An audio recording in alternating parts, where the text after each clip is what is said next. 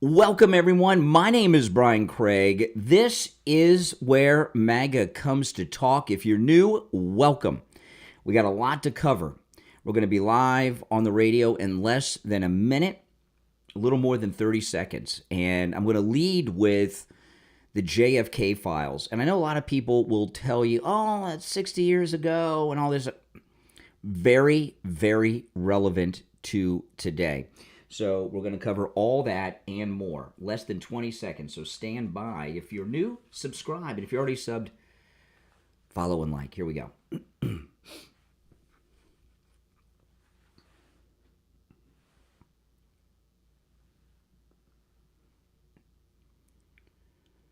Welcome to the program, everyone. My name is Brian Craig. You are listening to the Steve Kane Radio Show, Florida's longest-running radio show, on the radio since 1977, celebrating 78 years on the radio. Welcome. We got a lot to cover today. A lot.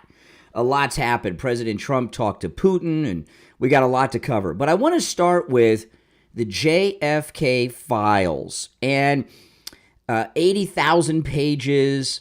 We've gotten more information than you realize from the JFK files. And we're going to be, there's a lot of, I call them armchair historians, history buffs, JFK buffs, that are experts in everything involving the JFK events. And a lot of things in these files that I would look at or you look at that sound meaningless will mean a lot to these guys. But there's been a common theme throughout all of the files that have been talked about so far since this release came last night. And it's very relevant to what we are dealing with today with our favorite president, Donald John Trump, the 45th and 47th president of the United States. And I'll tell you what that is as we go on. But these Kennedy files, 80,000 pages, over 1,000 files, and it's going to take a long time, weeks, months, maybe even years for people to go through this. I mean, just to download the PDF files, everything is very well organized in PDFs. The redactions are gone. And just to download the PDF files, how long would that take and go through it? But there's been a common theme throughout everything that's been discussed so far. And what the common theme are three letters: CIA. CIA. CIA's all over this. And it's a confirmation of something we have suspected over the years, but that our own government, the CIA, killed Kennedy. That's it. Deep State killed Kennedy. We know the CIA killed Bobby Kennedy. Bobby Kennedy Jr. talks about this a lot, and of course he's a top expert on the assassination of his father and his uncle.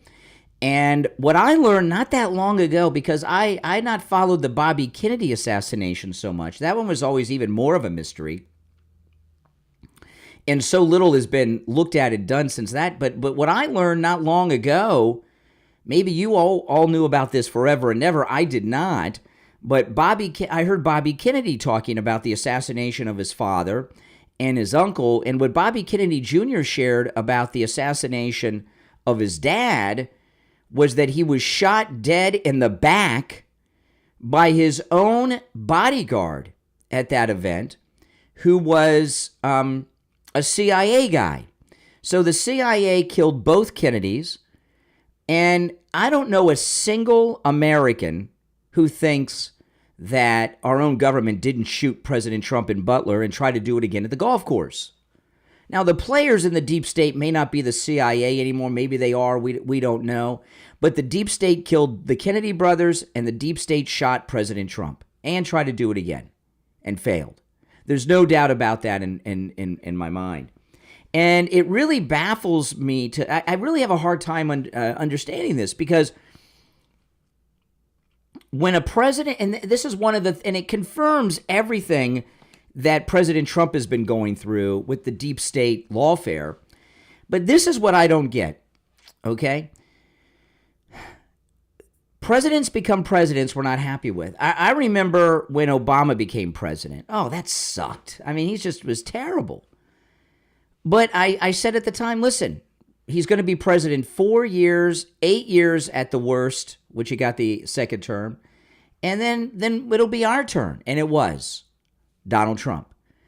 And these psychopaths in the deep state that killed President Kennedy, as the files are proving to us, they're very impatient and very arrogant, aren't they? And, all this, there were two things that I've not heard before that have come out too so far in the files. One, there were witnesses that saw Jack Ruby and Lee Harvey Oswald in the same nightclub at the same time, obviously before the assassination. I didn't know that. And that Oswald was known to be a bad shot. He was not a marksman. And we've always been told, because he was a Marine and he was a rifleman and all that he was some kind of marksman. But the files are showing that everyone said he was a bad shot. And, another thing about this, we are all suspicious of anything the government does or says, right? And it's been that way my entire life. However, a lot of the statements and witness statements that have been given in these Kennedy files that were released yesterday, these were statements that were given prior to the era of suspecting everything the government does is some kind of conspiracy. That started long after the Kennedy assassination, got amped up during Vietnam in the late 60s and in the early 70s. All this distrust of government that we all now, for very good reason, have. They didn't have that during that period. So in a period when the suspicion of everything the government does didn't exist in the country, not like now, when some of these people were first interviewed and gave testimonies, and they're still blaming the government, saying CIA, and the CIA was trying to, according to the files that came out, the CIA most definitely was working to frame Oswald even the summer before the assassination in New Orleans, okay? So huge revelations have come out. There's also tons of names that no one has ever seen before in these files. Now, a lot of them are CIA code names and everything, but there's a lot of names. So these internet sleuths and Kennedy history buffs, they'll start putting all this together, and it will come together. And we're learning a lot, and it's another vindication of everything that Trump's had to go through, because this is how these people operate. It's their country. We are just living in it. So your thoughts on the JFK files certainly are welcome throughout the day. There's a lot of news stories that I am going to cover, but you're welcome to call in about your thoughts on the JFK files. One of the things that some of the testimony in these new files came out that was talked about at the time is that there's a lot in there, that there were multiple shooters. From the beginning, it's come out in these files. People were saying then multiple shooters. One example that came out of the files is the shot that hit Kennedy and then the one that hit Conley was too close together for Oswald to use that bolt-action rifle and get another shot and do it. So there's a lot of things in these files that came out in the hours and early days after the Kennedy assassination that are just amazing. And this is not something you should say, oh, that was a long time ago. How's it relevant today? Because this is still going on today with the same agencies. That's why they've been trying to keep these files secret for so long. Because, as I said, the common theme through it all is the CIA. CIA's throughout everything, all over this. And I find it fascinating. And I did read through some of it, but most of it's gobbledygook to me, and it will be to you. So we're going to have to wait for the experts and the internet historians and internet sleuths to put the pieces together and start sharing with us, because it's so complex, so detailed, and there's so many people in America whose whole lives have revolved around the Kennedy assassination and investigating it. So I'm fascinated by the whole thing, and your calls are certainly welcome at 1-888-465-2631. 888-465-2631. I want to tell you guys about the free doorbell camera offer from Sloman's. This is an amazing offer. You can get a doorbell camera that connects directly to your cell phone. So no matter where you are, you could be at the grocery store, you could be jammed up in the bathroom, you could be on the cruise with me in a couple weeks. If there's movement at your door, you're going to get a notification on your cell phone, and you can see who's at your door no matter where you are. And you can get a doorbell camera from Sloman's for free with the installation of your Sloman Shield.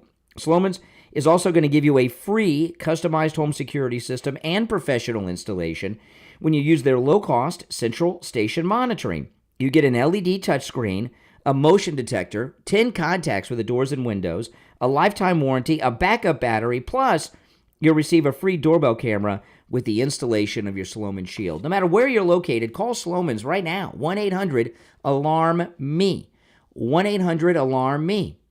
Isn't that a great number? That's the best number that I've ever heard for a company. 1-800-ALARM-ME, 1-800-ALARM-ME. Get your free doorbell camera with the installation of your Sloman Shield.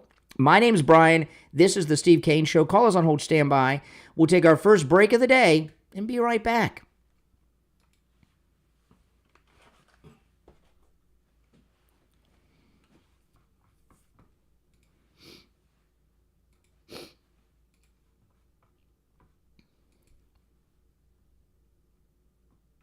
Not all.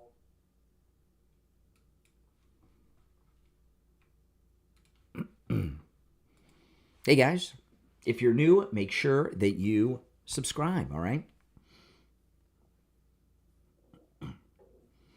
What do you guys? What are your thoughts on these files? It confirms everything that the government did it. We now know the government did it. It wasn't the mob. It wasn't Russia. It was our own deep state.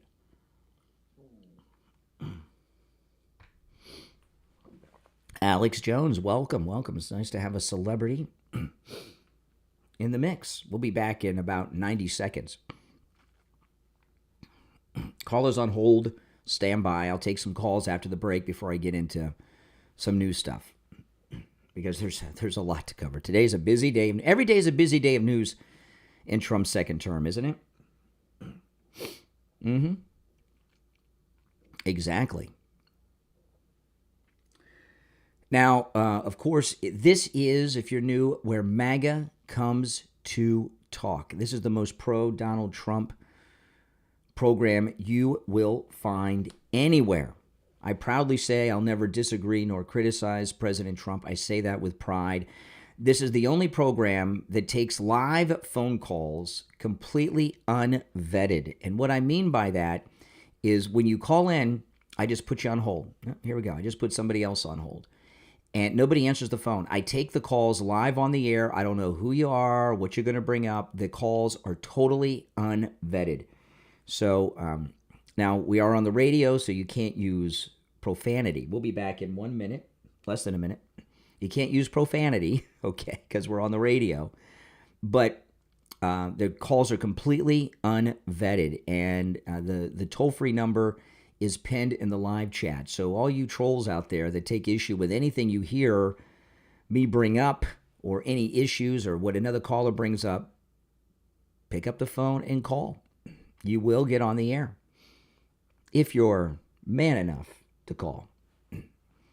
And no one else takes the calls 100% unvetted like that. Okay, just a few seconds, we'll be back.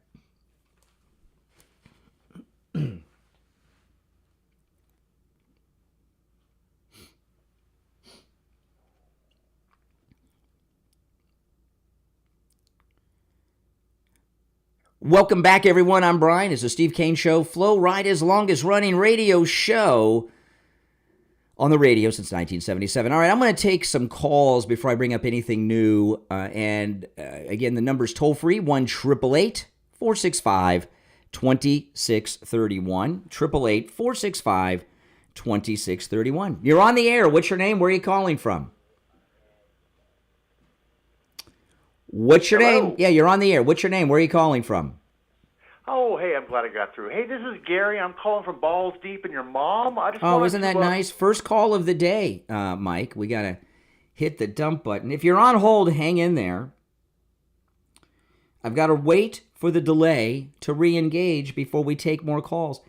Oh, my goodness. Well, when you take calls completely unvetted and screenless, there's so many benefits to it, and the price you got to pay are some of the weirdos that call in. But, that's all. That's just what happens. All right, before we go back to the calls, while we wait for the delay to re-engage, I do want to play something here. This is Don Lemon, and Don Lemon. Don Lemon, since he left CNN, he's been pretty desperate for some attention. So he'll say and do whatever he's got to say to get some attention. He went on with Bill Maher on Bill Maher's show, not his HBO show, but he went on that show where Bill Maher smokes weed and drinks booze and interviews famous people. And he's talking about black MAGA, not dark MAGA, black MAGA people who are black, who are MAGA. Listen. Not all black Republicans, but I see a black MAGA person who is carrying Donald Trump's water and they know that he's lying. It is the shortest line to the front. Because if you're black and you're whatever, you're just in line with a bunch of other Democrats that are doing the same thing that you're doing. But if you become a black MAGA person, it's like, whoa, let's book this person, let's put him on television. So you don't think you can be a sincere black MAGA person? No, I just said, I don't think that. I just said I think there can be sincere Republicans, but you can't be a sincere black Republican. I don't think that you can be a rational MAGA, be black and be a rational MAGA person. I think you can be black and be a Republican. I think they would find that very insulting. Well, I mean, the truth is often insulting. Okay, Don Lemon. Okay, now a couple things about Don Lemon here. Okay. This is an interesting thing. What is the difference between being a Republican and being MAGA? Now, there really isn't, because we are Republicans. We're the conservatives now. Now, there's a difference between the Republican establishment and MAGA. And there's two things going on with him here, Don Lemon. One, he's desperate for attention and trying to go viral. And this clip has gotten some viral activity. So that mission accomplished. But he's also desperate for support. And I think he's doing a shout out to the Republican establishment to give him some help in getting his program out there that no one's listening to. He does a podcast and no one talks about it. And it's not interesting. No one's interested in that viewpoint. Right? That's why MSNBC and CNN are failing. It's because people don't want to hear that viewpoint. So he's out there trolling for financial backing from the Trump-hating Republican establishment and wants them to know. Yeah, that's exactly what he's doing. It's so desperate and obvious. But Bill Maher, who's a smart guy, on this show he's usually high, so he misses a lot of things. You're on the air. What's your name? Where are you calling from? You're on the air. Where are you calling from? What's your name? Hi, it's Louise, the masked lady in Hey, Louise. Boca. Hey, Louise. Well, as I recall, with the JFK assassination, I was a young woman. Dorothy Kilgallen was going to interview Ruby in jail, as I remember, and she suddenly died. Well, now it's a funny thing. Steve Kane was telling me about this Kilgallen woman a couple weeks ago, maybe last week. Dorothy Kilgallen was a columnist. Yeah, well, let me tell you what Steve told me, and maybe this will ring some bells with you, because what you said is true, but there's a little bit more.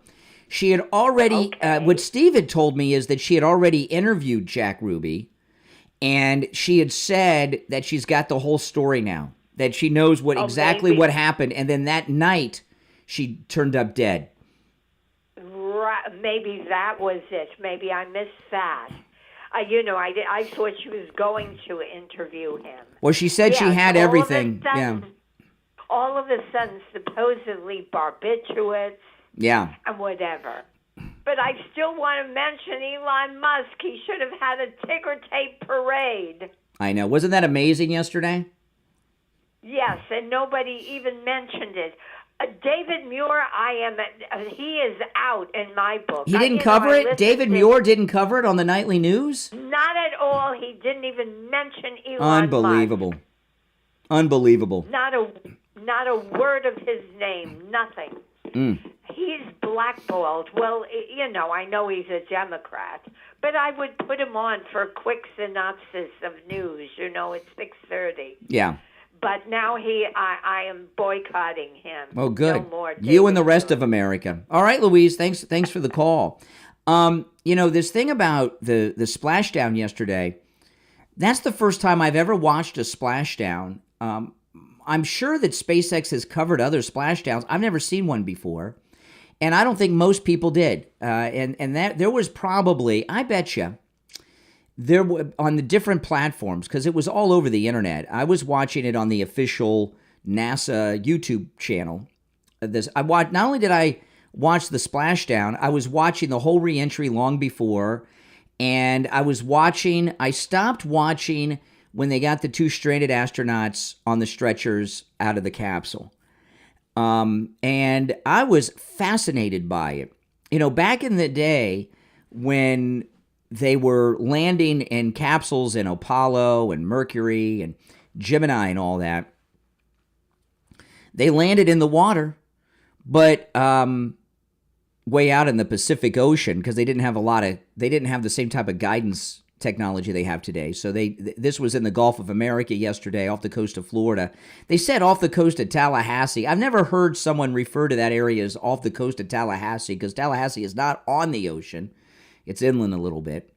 But those splashdowns, the last time they were doing splashdowns was during the Gemini days, right?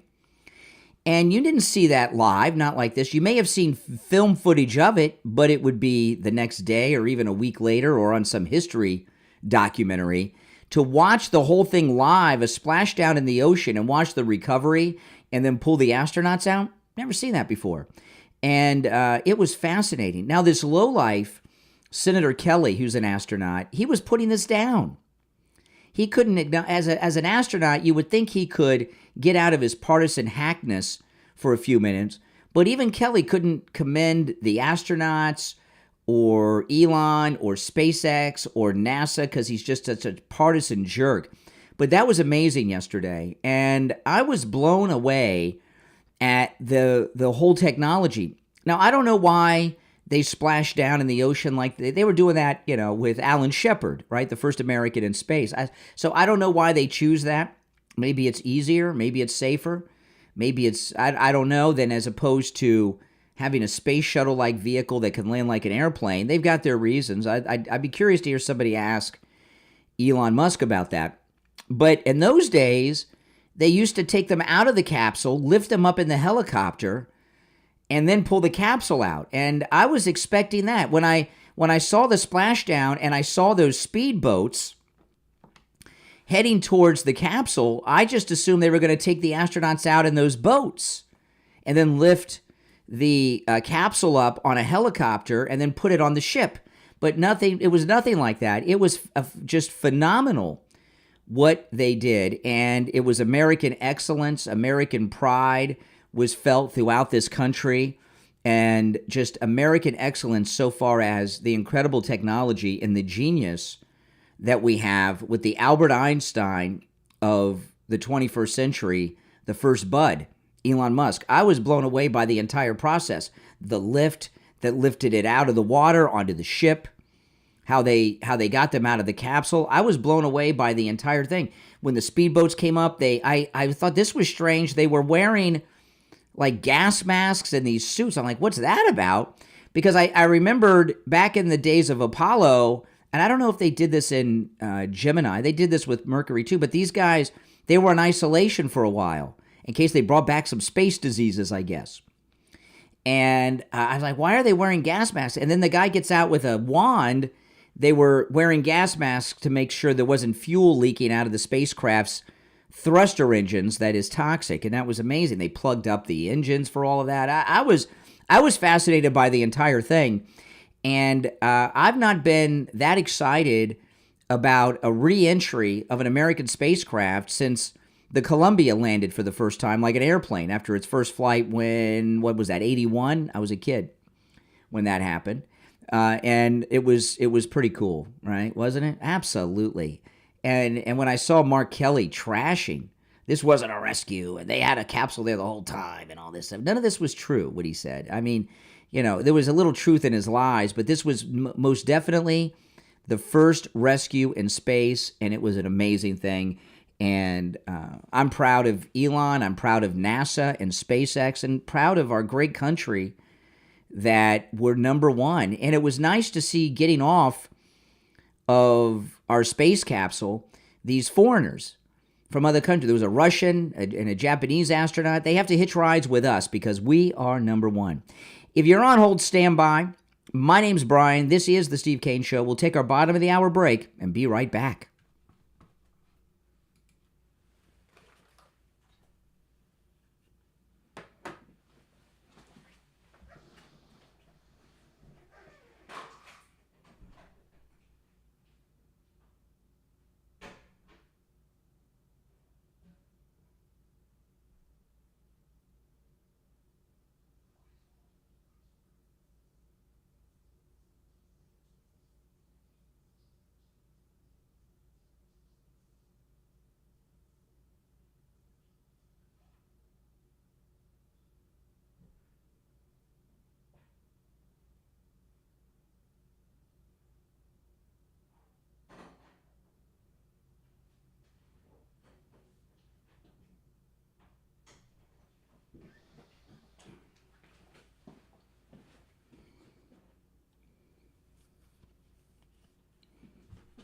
If you're on hold, hang in there.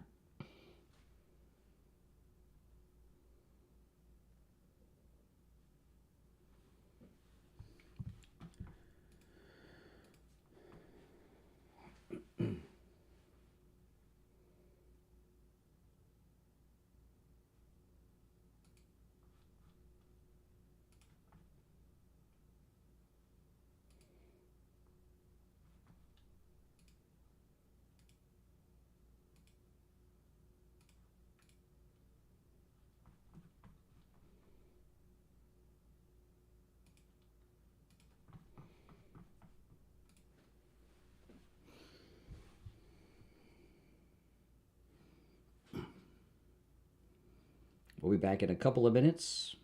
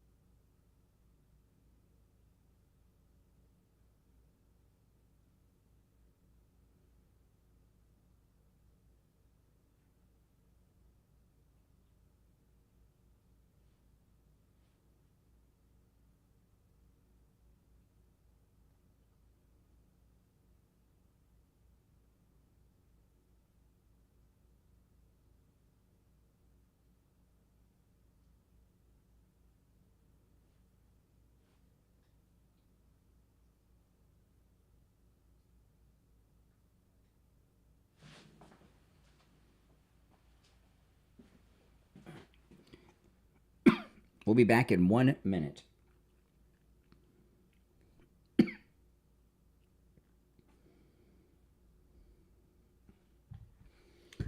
One minute, we'll be back.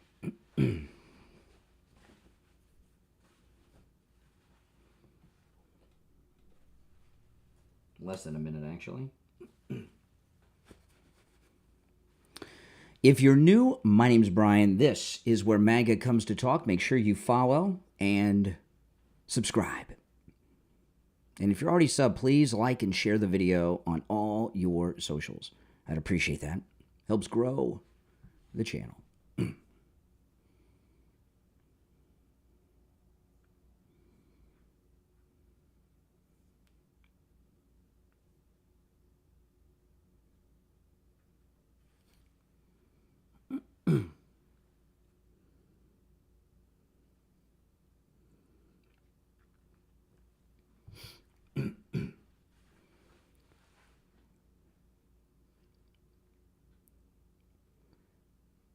Welcome back, everyone. I'm Brian. It's the Steve Kane Show, and it is Wednesday, March 19th. Oh, man, already. We're just 11 days away from our cruise. I'm very excited. All right, the cruise is coming. You're on the air. What's your name? Where are you calling from? Yeah, good morning, Brian. This is Richie. Hey, Richie. Yeah, I'd like to talk about the space deal yesterday. I have to tell you, as a little kid, this is what I've seen in my lifetime is shocking. As a little kid, I remember going to the United Nations with my class, and they were showing the Sputnik, and there was the space race, and they put an astronaut up, the Russians, and you know what we were putting up in the air? Mice. Yeah. And then you know what our first astronaut, who he was? Yeah, the monkey. That I was a chimpanzee. Yeah, a monkey, yeah. Yeah, a monkey. So look where we've come. And then when the Challenger that was that faulty tile. What shocked me yesterday was they got rid of the tiles. I didn't realize that. It's one piece and it's a different material. It was the Columbia. The Columbia disintegrated from the tiles. The Challenger blew up because of that frozen valve thing. Yeah, they don't use the tiles anymore. And then when you see the scorching of that was a pure white, beautiful thing up and when it came into the air, you see what it looked like? It was amazing. A pizza oven is 800 degrees. That thing came down 3,500 degrees. And like Elon last night on Hannity, he said, meteors burn up coming down, rocks. I mean, this is not meant to be. We have our science, and I mean, you. I know you're a big Star Wars and all this, and let me tell you something. It's reality. It's not TV anymore. It's total reality. And I believe we are going to Mars. I really believe that. And for them to do what they're doing to Elon Musk is a disgrace. He saved those two people. Well, yeah, and when I saw Mark Kelly, I might play it later. He was ripping this rescue, like he was telling everybody it wasn't a rescue, and I mean, and he's an astronaut, and I've never seen such disrespect for fellow astronauts. Elon Musk said that politically they wouldn't put him up, but he went to Biden. Biden wouldn't do it because he would have made him look too good, and he was supporting Trump. Well, this is a political thing. No, he's not. This is the thing, okay? The things have gotten so partisan that the Democrats, they couldn't stand up for a 13-year-old boy who beat cancer.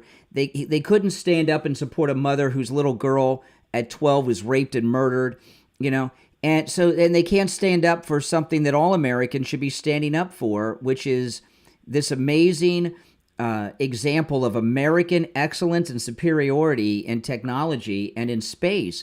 And SpaceX, you look at what runs that thing, it's like a couple of iPads they've got strapped to the thing, right? I mean, it's amazing. You remember what it used to be like in these things in the old days? Yeah. You've been to the Kennedy Space Center. I mean, I have too. You see how small, you think the original ones were so small, you couldn't fit in them. I'm too fat to fit in the damn I got thing. in the one of the Mercury capsules at Kennedy Space Center last time I was there. I was like stuck in it. I could hardly get out of it. And I wasn't wearing a spacesuit. I was wearing shorts and a t-shirt and a MAGA hat. And I'm thinking about, John Glenn and all these great guys, what they went. I've met a lot of astronauts over the years and talk to them. And I always ask them about the reentry. They say the reentry is nothing. They say the launch is terrifying, But the reentry, May I say something to you don't have that feeling of falling, which I would think you would have. They said that, but I saw those astronauts during the reentry. I couldn't believe how calm they were. I mean, well, a replica of a takeoff is at Disney World. I went on it with my wife years ago. The trip to the moon. Yeah. I'll tell you something. After I come down, I mean, my face was, after I got off of that ride, and they said it replicates. I mean, let me tell you something. I was sick for 45 minutes. Oh yeah, Walking around the park, nauseous. It's amazing what happened, but you know, William Shatner a couple years ago went up on Jeff Bezos's launch. Yeah. And he had, I thought, the most interesting thing I've ever heard anyone say that went to space. Now he wasn't up there for long, and they go right up and down, but he said there's nothing up there. It's just black. He says everything's right here on Earth. There's nothing, and he was like, William Shatner, because I'm a big Star Trek fan. I've spent time with William Shatner in private, and I've gotten to know him a little bit. And since he's come back from space, he's had like some religious experience. He's a different person. And when he said there's nothing up there but blackness and darkness, and you look down and everything here's on Earth, it was a big revelation to him. But no, that was there is a God, brother. Yeah, that's right. That's what it is. They realize there is a creator, because this just didn't happen like this. No, you just can't go out there and look at this black nothing and realize that this whole thing was just an put accident together by something. The liberals think it was just an accident. But you know, these astronauts, the woman, I was surprised. The lady astronaut that was stranded. She's been with NASA a long time. She flew on the space shuttle. I was surprised. So did the guy who was stranded. Yeah, a lot of things surprised me yesterday. She had the most experience. She's been up there the longest. She had the longest spacewalk. She's been out. It's amazing. Well, the whole thing is amazing. She is, and the guy too, but she is a veteran astronaut who's been through a lot in space. And she's not going to be a guest on The View or any of these shows. If Kamala or Biden were president, or Obama, she'd be honored on The View. They'd give her a standing ovation. But because Trump's president, they can't acknowledge anything positive about America. So there's not going to be any parades. There's not going to be... They may be like on Fox and a couple of things, but they're not going to be on The View or any shows like that and honored, because the left are just such partisan hacks. In closing, I can't stand to get up on a jet plane to go from here to Jacksonville. No, me either. Let alone fly out of space and then come back knowing you might burn up. Yeah. I mean, unbelievable. You have to have the guts of, you have to be like suicidal, I believe it. I mean, I wouldn't do it. These are like these people that have a lot of extra, I don't know, is it dopamine? I don't know what they have. The people that can ride... like Tom Cruise, who jumps out of airplanes and things. You know, these people are just fearless. I don't know. I was wondering if they don't... Brian, the entry. Oh. The entry coming back. I mean, you don't know whether you're going to make it or not. I don't even ride roller coasters. I don't ride roller coasters.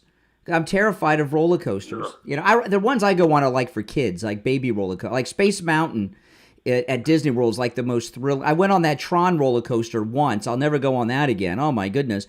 But what happened yesterday, the advancements in the space program have advanced light years since the days of the space shuttle. Oh, yeah. I mean, look at the inside, look like a Tesla. I'm telling you. All right, Richie. All right, take care. And you can see see, this is what the left hate: American pride. You know, these new polls that are out that show that the Democrats are in so much trouble. And the Democrats they're trying to realign what they're doing and their messaging so that they can become more popular. And they don't understand what the problem is. You know, the Democrats think that they're not doing well in the polls and Trump is doing so well because they're not radically liberal enough. So they're going to go more to the fringe. The reason that the Democrats are so low in the polls is many, okay? One of the reasons, though, is their party has been hijacked by radical, anti-American, twisted, racist activists.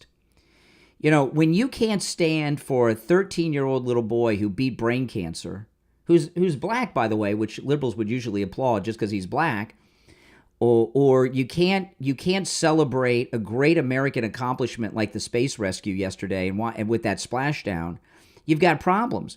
And what's happened with the Democrat Party, the face of the party is their Congress, right? And and they're talking about, I couldn't believe that, so I read this today. They want to make AOC the face of the party now. They want to make her the leader of the party, at least the PR leader, because Schumer's been there. They're trying to push Schumer out and replace him with AOC. And I don't mean just in the Senate. That may be in the cards, but they want AOC to be the face of the Democrat Party. They think that radical, anti-American, anti-white socialism is the way to go. And they're going to quadruple down, maybe even more than that. Maybe they'll double quadruple down on that theme, which I hope they do, because they're in the 20s now. They'll be in the single digits overnight with that. People love this country. Americans love this country. And this has always been a country of very proud Americans. But a lot of people thought being anti-American was in vogue. And with Donald Trump's second term, I was on Newsmax a couple weeks ago, and they were asking me about this, and about the State of the Union reaction. And I said, with President Trump's second term, it's morning in America again. And that's what's happened. And a lot of people who thought woke and liberalism and radicalism and anti-white racism was the popular viewpoint, they realized, no, it's not. People don't think that way. That ideology is a fringe, lunatic, activist fringe that has just taken over the face of the Democrat Party through their representation in Congress. People like AOC, Tlaib, and the rest, that's the face of their party in Congress. And they're in big trouble. Now, I want to tell you guys about MyPillow and Mike Lindell. Oh, man. I was talking the other day, as you get older, you find that you don't sleep as long as well. You need more help. The MyPillows, I have all the MyPillows. The premium MyPillow, it's the Giza cotton fabric. The Giza MyPillow is a luxury MyPillow, is normally $69.98. You can get it for just $19.98 with our promo code Kane at checkout, Kane. Free shipping on orders over $75. The thing about the MyPillow and that patented fill is it's really amazing. The patented fill that Mike Lindell invented, what it does is it stops you from tossing and turning at night. Your head and neck are in place and you don't toss and turn. So you get a longer, well-rested sleep. When you toss and turn, even though you don't remember, every time you do that, you wake yourself up. And even though you're not aware, you forget when you wake up. Like you forget your dreams a lot. It's like having sleep apnea. People have these sleep apnea machines and everything. The MyPillow, all of the MyPillows with that patented fill inside, keep your head and neck perfectly in place. You never toss and turn. And the Giza cotton fabric, the premium MyPillow, that the cover is made with Giza cotton. Again, the queen size is just $19.98 with our promo code Kane at checkout. That is $50 off. That Giza cotton, it keeps your head and neck the perfect temperature all night too. So you won't toss and turn, you sleep longer, you get in REM sleep, and boom, you're there. So I don't sleep that many hours a night with the crazy schedule I have, but those few hours I get are deep, well-rested sleep, thanks to Mike Lindell's MyPillow and that premium fill. So go to MyPillow.com, order yours. This is the lowest price ever on the premium Giza MyPillow. You can also order by phone, 1-800-716-4879, 1-800-716-4879. Promo code Kane, Kane. We'll take our last break of the first hour and be right back.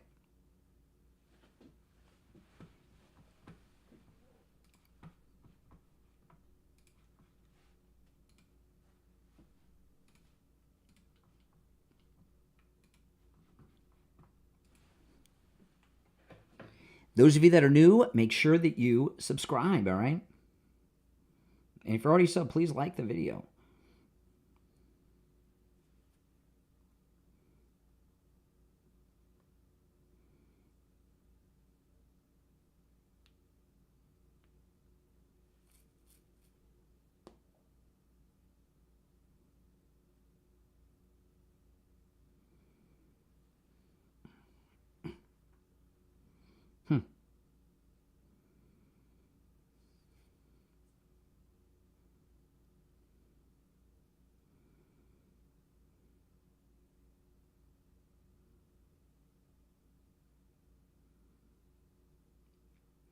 All right, we'll be back in just a couple of minutes, guys.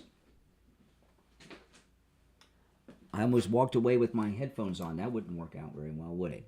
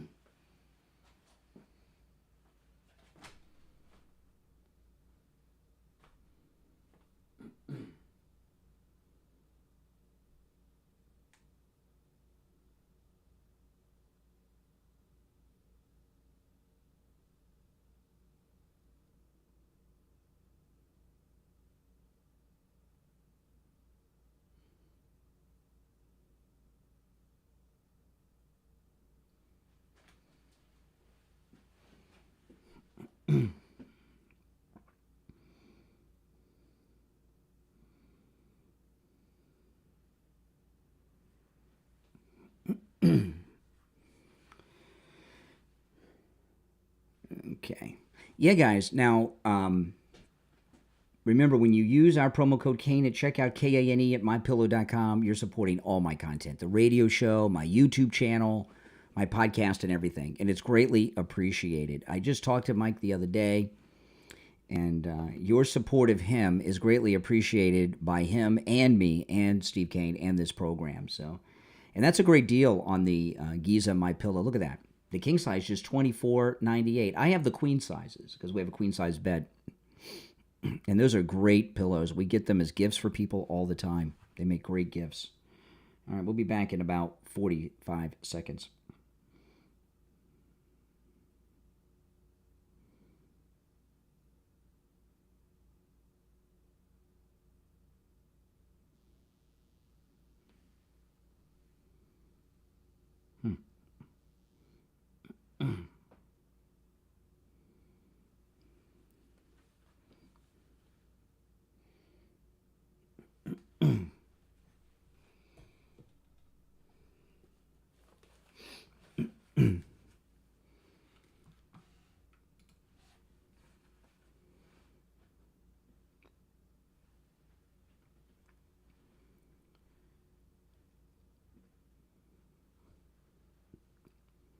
Welcome back, everyone. I'm Brian. You're listening to The Steve Kane Show, Florida's longest-running radio show.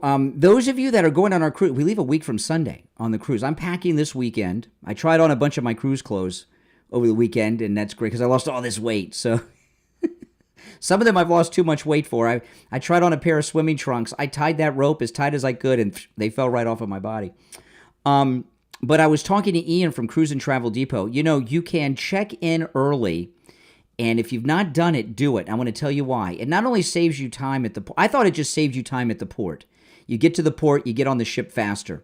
And as soon as you get on the ship, the free food and everything begins. But you want to check in early. And a lot of you have not. You're waiting till you get to the port. You're going to hear me mention this a lot coming up. And I'll tell you why. This is what I found out from Ian, our travel agent, yesterday.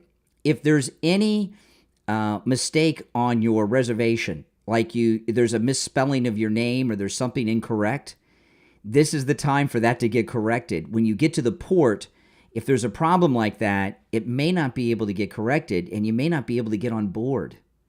So you can call Ian at Cruise and Travel Depot. He'll help you check in early. So it's not just, I thought it was just to make the process smoother when you get to the port, and it does that, but it also... if there's a problem, like if your name's misspelled on the reservation or there's some other problem with your passport number is entered incorrectly or something. I know we have to have documents to leave the country. We're not migrants, illegal migrants. That's the time that it can be corrected when you check in early. It cannot necessarily be corrected at the port. You don't want to get to the port and find out your passport number's entered incorrectly or something and you're not able to go. So if you've not checked in, do it. If you don't know how to do it, just call Ian at Cruise and Travel Depot and he'll walk you through it.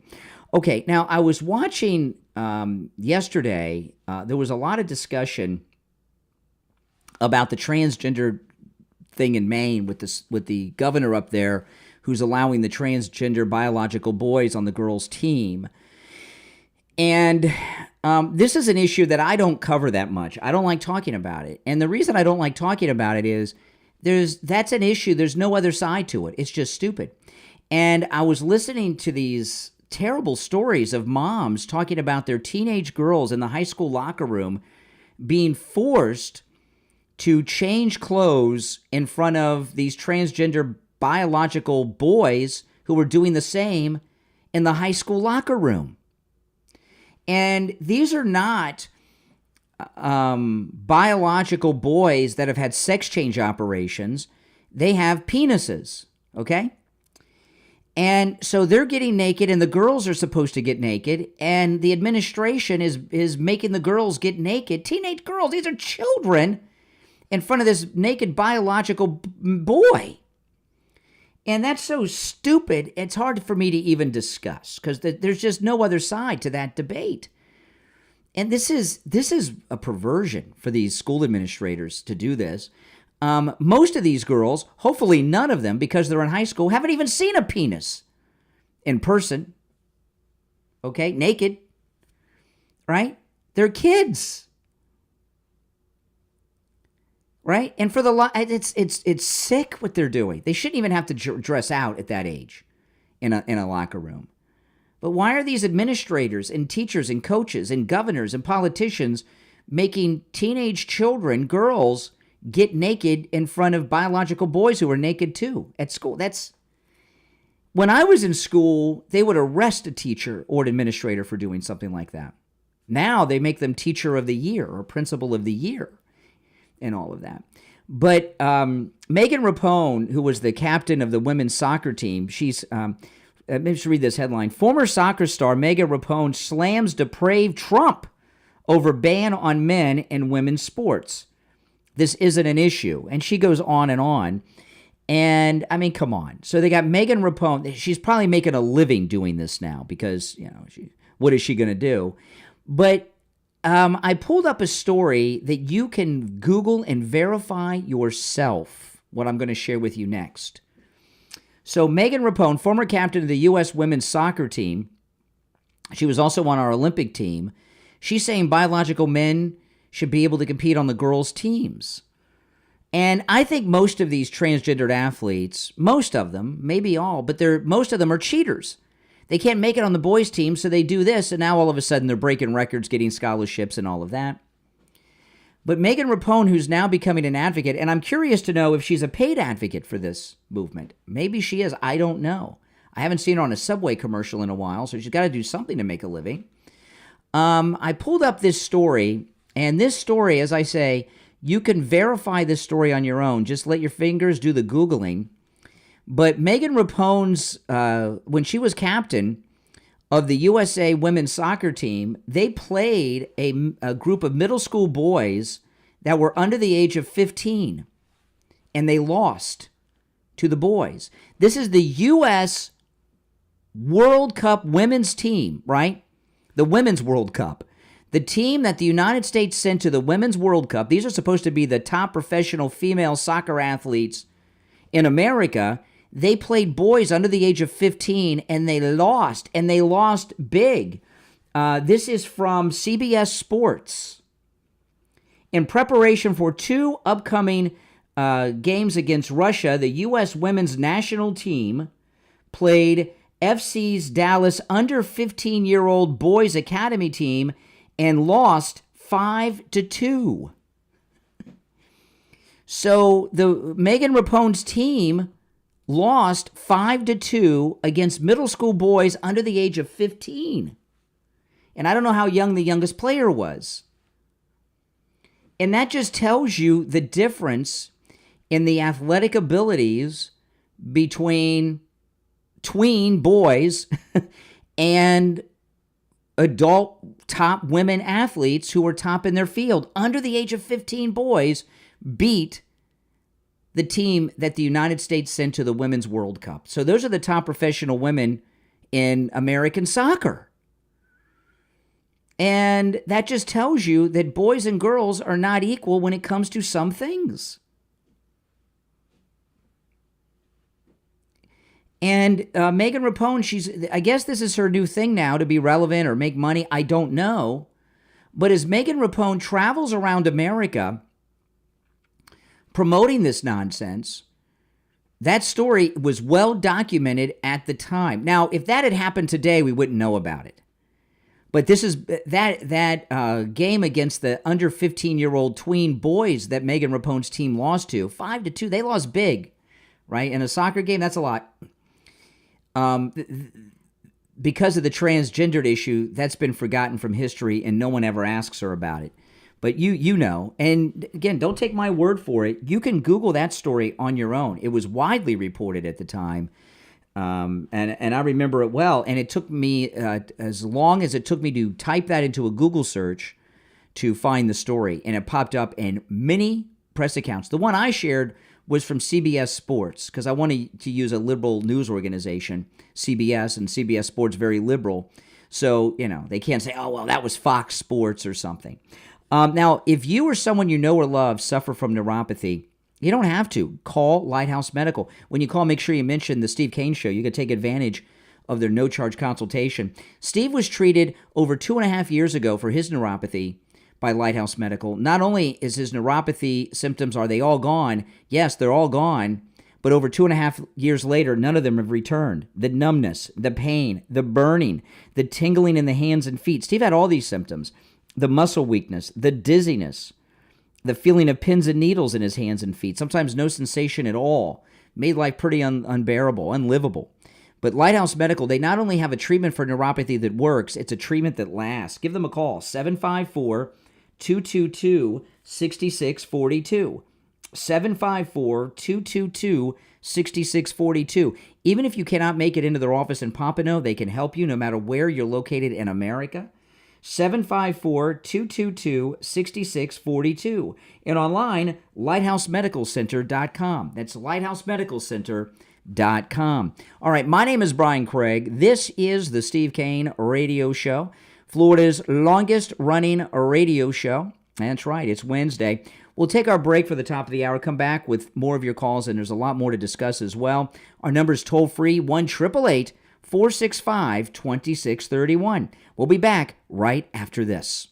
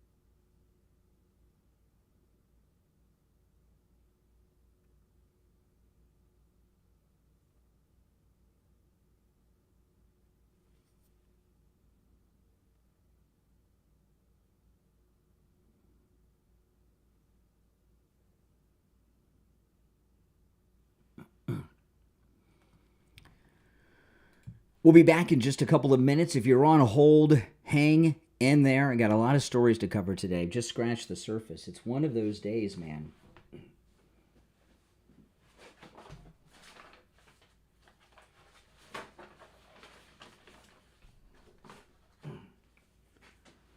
One of those days. So much to cover.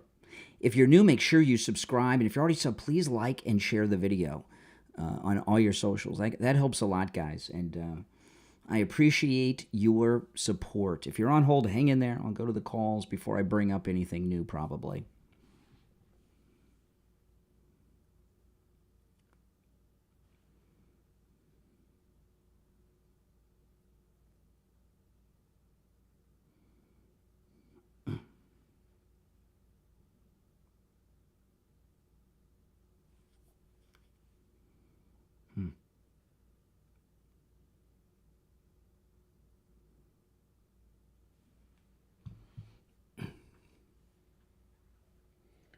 Oh, yeah. The files are awesome. At the very beginning of the stream, you can rewind. I went through the files. I'll recap them and bring them up again. But I went through some details at the very beginning of the program. So if you rewind, you can catch that.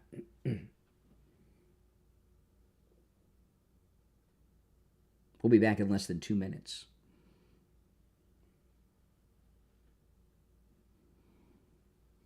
Mike DeVito just subscribed. Welcome, Mike DeVito, new subscriber.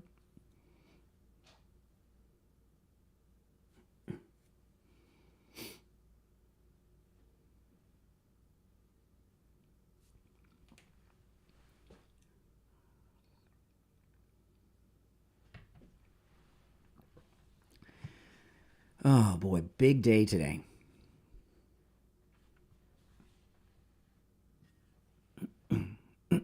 Just over a minute, we'll be back.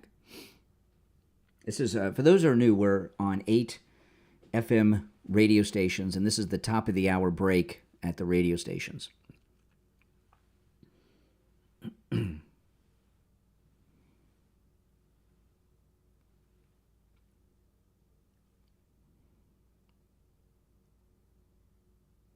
$50 seconds.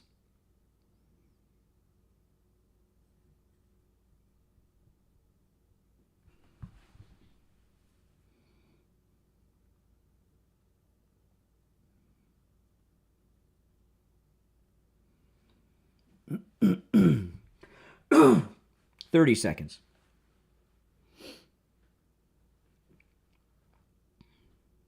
Welcome, one and all.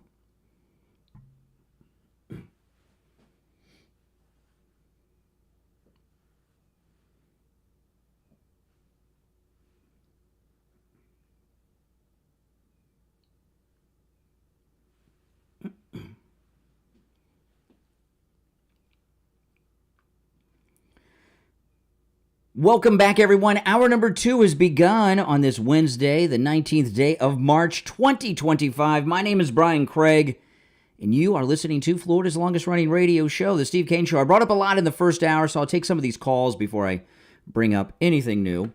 You're on the air. What's your name? Where are you calling from? Good morning, Conservative Doug. Hey, Doug. You know, you're just talking about how all these men are in women's sports, and everybody is wondering. You know, when I was a kid, I don't remember anybody being gay even, but all of a sudden, so somebody sent me an article, maybe it's true, that they're saying that everything is in plastic now, and plastic has some seepage, and the seepage goes in, and it makes like an estrogen, similar to estrogen, which blocks the testosterone, so making men into girls. So I don't know if that's correct, but I don't know because I don't know, but I know this. I know this. When I see, this school, I live in the house where my daughter lived the whole time she went to school, kindergarten through senior year of high school, and so her elementary school is down the street from my house. And when I see the dads that are picking up their kids from school, they don't look like the dads that picked me up. Yeah. Or when I was picking my daughter up, these guys look very soft and doughy, and they're just not. I almost feel bad for the girls. They don't have manly men in their mating pool any longer. Not like they used to. Yeah. Well, if it's the plastic, I don't know, man. Everybody got. I don't know. I don't know if it's from the plastic, because you and I grew up on plastic. All right, plastic's been around for 100 years, man. So I don't think it's the plastic. Yeah. I just think, you know what it is? It's just that's been the theme, women domination, and the men are now like women. Like there's a movie I saw a few months ago on Netflix. I forget the name of it. Jason Bateman's in it. He plays the villain. Somebody will know this movie. It totally illustrates what's going on with men today. It's about a TSA worker who terrorists get him to let a bomb through, right? And he's got a young wife, and he doesn't like his job. And he has these multiple conversations with his wife, and she keeps saying to him, well, if you don't like your job, find it. I just want you to be happy. It's important for you to be happy. She's got a job where she's a supervisor at the airport, and he's a TSA, and she keeps saying, I just want you to be happy, honey. He's like a woman with all, you get a job. When you're a man, you get a job and you work, right? And you do it, whether you like it or not. I'm lucky. I've got a great career. But, and they were talking, it's like they have these scripts and they've just reversed the genders in all of them. And that's how these guys are that I see picking their kids up from the school down the street where my daughter went. They're like girls. Yeah, man. I don't know how it became popular or something, because something went wrong. When I was a kid, nobody would be gay, and if they were, they kept it to themselves. Well, there were always guys that we had suspicions of. Come on. Yeah, I'm sure, but not like it is now, man. And now it's they come out and they want to go in sports and go. Many years ago, this was many years ago. I was in Fort Lauderdale, downtown Fort Lauderdale, and this black woman, Brian, how you doing? And I'm like, who? And I thought, is this a listener? Who is this? And Brian, don't you remember me? And I'm like, no. Brian, come on. And I have no idea. And it was a black woman in a mini skirt and high heel. I'm like, what? It was a guy I went to high school with. Oh, geez. I know. I was like, what? I said, what's going on? You look a little different. Then he told me the name that he had in high school. And I'm like, oh yeah, hey, you look a little different. And he says he said I was always this way. I just was in the closet in high school. I was like, okay. Oh, I was like blown away. Oh my gosh! He even had a new name and all this. Oh my goodness! And this the government people who are allowing this. I guess there's so many that they have to allow. I mean, that doesn't make sense. These people are just trying to be. Well, this thing that I was talking about with Megan Rapone, who's becoming the voice of the transgender movement, when her women's World Cup soccer team lost to under 15-year-old boys. 5-2. That's pretty bad. That tells you everything you need to know. All right, Doug, take care. You're on the air. What's your name? Where are you calling from? Jeff from Maine. Hey, Jeff. Hey, everything the Democrats are standing against, and I think this first one, biological boys and girls sports, locker rooms, bathrooms, they're digging a hole. They're against Trump fighting our enemies. They're against ICE deporting illegal criminals. Everything they're standing against is making more people wake up in the Democrat Party, and it's going to bury them for the 2026 and 2028 election. Well, Jeff, I think this is one of the biggest issues that caused Trump to do so well winning Democrat votes was the transgender issue. Yes. How can my point in Maine, and I get very vocal against these Democrats that are trying to push that agenda. I said, anybody that votes for these evil, twisted people are idiots. I don't care if I offend people that Jared Golden, one of our liberal representatives, has finally come out and said men or boys shouldn't be in women's sports or girls' sports. And he's doing it because he's eyeing running for the governor or senate or something. Well, Jeff, you're in ground zero. You're in ground zero for transgendered activism because you're in Maine. And I was Maine's against it. Well, I was listening. Maine's against well, it, not your governor. And I was listening to this story yesterday. Right. It was on Fox of these school administrators. I think it was in Maine. Doesn't matter where they were, but I think it was in Maine, where they were the school administrators were making the teenage children, girls, get naked and change clothes in the locker room in front of the naked boys who were transgender, the biological boys. And someone needs to look into these administrators because that is that's creepy. Why would they make the girls get naked in front of somebody with a penis? You know what I think? That's naked. I think they should be charged with child abuse. Well, you know what that's like? That's like that creepy guy, that's like Freddy Krueger. Freddy Krueger was a creepy little like child pervert, molester in the movies. That's why the neighbors killed Freddy Krueger. that's borderline child molestation level stuff that they're doing there with that. It really is. Yes, it is. And it's you got to call it what it is. We have a wonderful representative, Laurel Libby, who has been censured for speaking out against these boys and girls' locker rooms, sports, and bathrooms. They censored her and won't let her talk, and she's suing them. We have several that are standing up, and I believe that you're going to see a big shift in Maine because Mills is done. I don't even want to call her that. Mills is done, that evil, twisted female. You know, I don't call her a woman because there isn't a woman, a lady, that will okay or be okay with boys and girls' sports locker rooms or bathrooms. Am I right with that? Yeah. I mean, it's crazy. If you're a lady, it's crazy. You know, but we need to, as far as Maine people in any state that's pushing this agenda, I told every man on that, on all the political sites that I'm on in Maine, that you need to do your job and stand up against this and voice your opinion and call your representatives and say enough. We need to put an end to it because I believe there's way more against this stuff than the few that are for it. Mm-hmm. So we need to just unite. And Trump's doing that because he already passed that executive order, Title IX, was it? Yeah. That forbid. So now it's going to go through the court system, right? Mm-hmm. Yeah. Yeah. Well, it's what the White House said.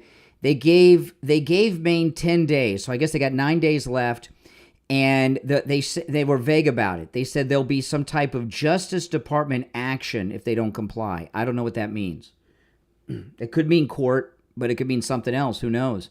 You know, I think if you're making children get naked in front of each other like that are the opposite gender, that's pedo behavior, and maybe there'll be some arrest made. That's really creepy. Jeff, I got to run, but Have a good day, Brian. All right, you too. Now, I was telling you guys I was trying on my cruise clothes, and one of my swimming trunks I was trying on, and I tightened the rope on the swim trunk, and they were still falling off my body. I've lost over 25 pounds thanks to coastal weight loss. And, you know, a lot of you may want to lose less or maybe even more, 20 pounds, 50 pounds, 40 pounds, 100 pounds. No matter how much weight you want to lose, call Coastal Weight Loss Secret. I'm going to give you their number in just a moment. Call, set up an appointment with Dr. Zuckerman, and when you stop in, make sure you tell them you heard about them on the True Oldies channel. And I got to emphasize, because people are asking me about this, I have done no exercise. I am eating foods I would normally eat, and I'm a very picky eater, so it's difficult. You know, like yesterday when I got off the air, I went to Chipotle, okay? And I always eat Chipotle as an example. And because I'm such a picky eater that if I had to eat like weird exotic stuff, I wouldn't be able to do it. But I'm eating things I would normally eat. No exercise, eating regular foods. And I'm not taking any prescription medications. People ask me, are you on Ozempic? No, I'm not. I'm not doing that either. So call Coastal Weight Loss Secret and lose the weight. You know, the biggest change I've noticed, other than I had to change the hole I'm using on my watch band yesterday. Again, I've had to add holes to my belt. Some of my clothes don't fit me anymore. Yeah, I know. And I bought some clothes months ago for the cruise, and they're just too big now, you know. But yeah, and that's an awesome thing. And what I've noticed most about it, other than that I can look down and my belly's gone, because I lost the weight where I wanted to lose it in my stomach and in my waist, which is awesome, and in my legs. But I have more energy. I feel better, and I have more energy than I've had in years. And the weight that I'm at now is the weight I was when my daughter was born. And today is my daughter's 26th birthday. So this is what I weighed 26 years ago, what I weigh right now. Isn't that something? It's amazing. Give Coastal Weight Loss Secret a call, 561-247-6300. 561-247-6300. That's 561-247-6300. And online, coastalweightlosssecret.com. We'll be right back.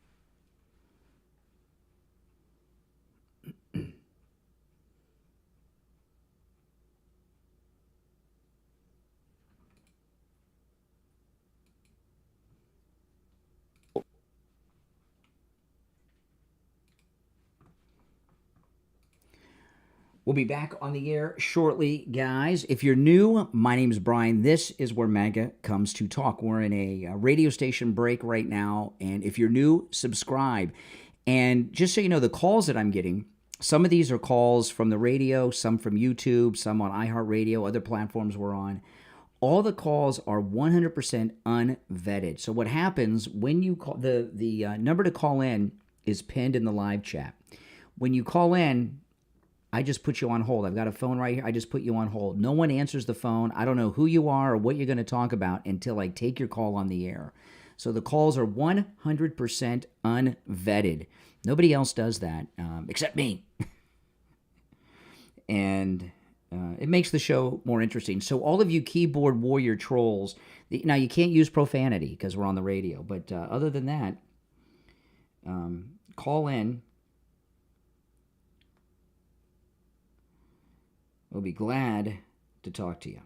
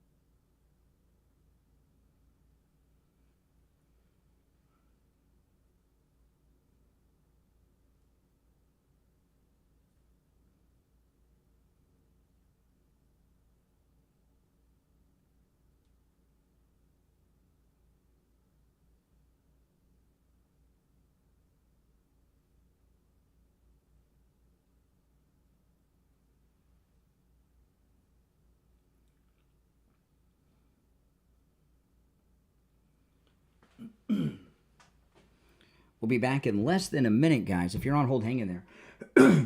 My daughter's birthday is today, 26. Yeah. So, but with the time change, I have to call her a little late in the day. Here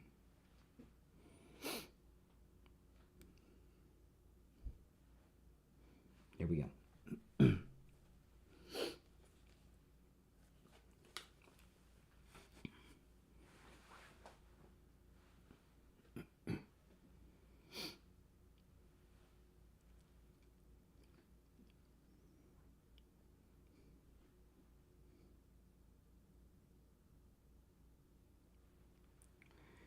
Welcome back, everyone. I'm Brian Craig. You're listening to The Steve Kane Show, Florida's longest-running radio show. We'll go back to the phones.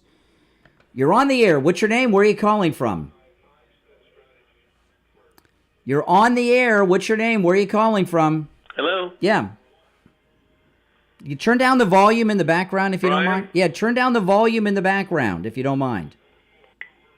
Whatever you're listening to in the back, turn it down. Oh, my goodness. All right. You going to turn it down or not? Am I You're on, Brian? but yeah, turn down the volume. Okay. It's Michael from Palm Beach Gardens. Michael, turn down the the volume in the background of whatever you got on. You got to turn that down. It's hard to hear you with that going on in the background. So hang on. Yeah, well, hang on. That's cool. Hold on. We're laid back. He's got to go in the other room. Right, hang on. There's a lot of build-up to this call. I hope it's good. Hold on. The suspense. Yeah, our number's toll-free, by the way, 888. Hold on. Yeah, we're holding on. Get to the radio. All right, we're holding on. Yeah, that's me in the background. You got it on the right radio station. That's right. I'm going to do it right now. Okay. Do it right now. Hold on. That's me. Hear that? That's me. I'm on the radio. Hear me in the background? Now we're going to get the echo because of the delay. Okay, here we go. Okay. Oh, my goodness. Lots of build-up for this call. What's your name? Where are you calling from?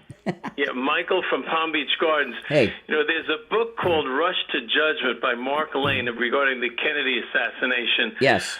It's been indicated that there was a CIA agent on the grassy knoll in that Dealey Plaza who shot Kennedy, and Kennedy fell backwards. He didn't fall. If Oswald would have shot him, he would have fallen forward because he was behind him. So that's the indicator. That Warren Commission was a farce.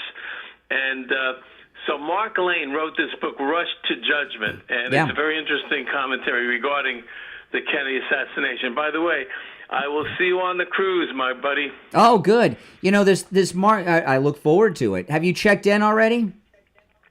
Yes. Okay, I'm good. all set with that. Yes, good. Thank you for that indication. That's important. Yes. You know, the thing about Mark, I'm very familiar with Mark Lane. He, you know, I don't know if he's still alive or not, but these files that came out yesterday are filled with revelations already.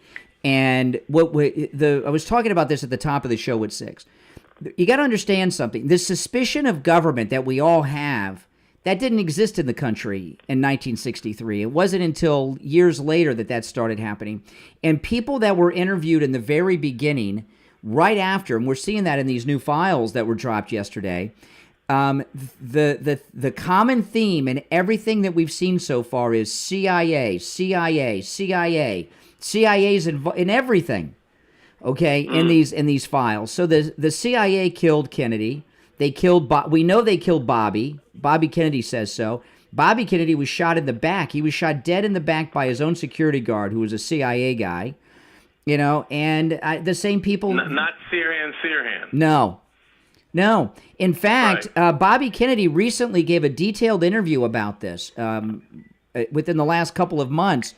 And Sirhan, there were a bunch of guys there that jumped on him and pushed him backwards. And he was on his back on a table or some chairs, and his gun was facing up.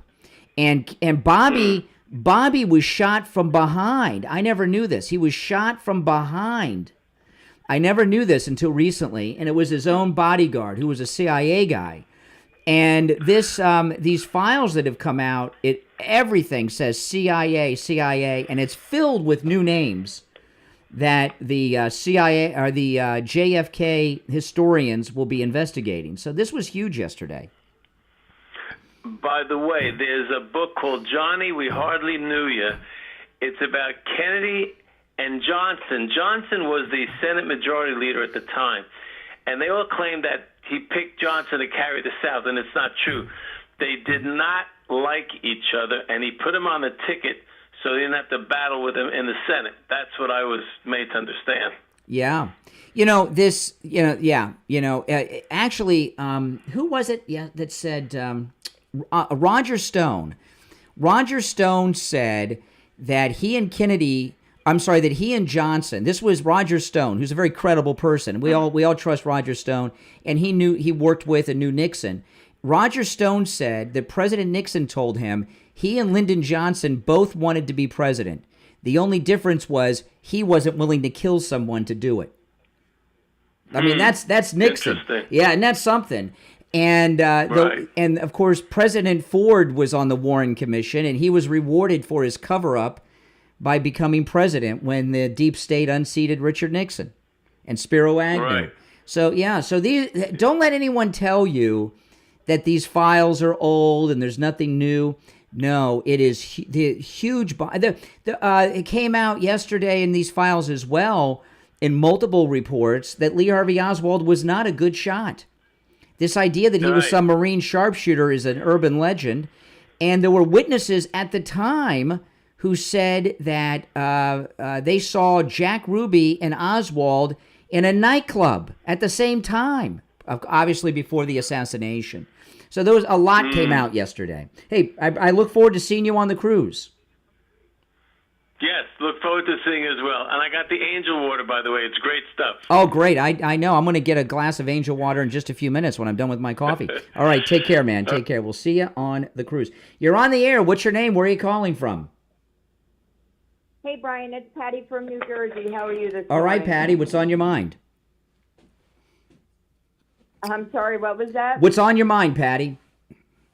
Well, I just wanted to call and respond to your other caller there that was talking about the locker rooms and the transgender thing. Yeah.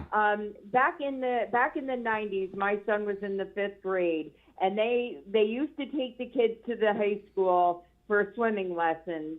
And the teacher, my son was in the back of the car with his friends. We were going bowling or something, and they were all giggling about things. And when I questioned them on it, they were talking about the teacher strutting around the locker room with the boys completely naked. He showered with them and everything else.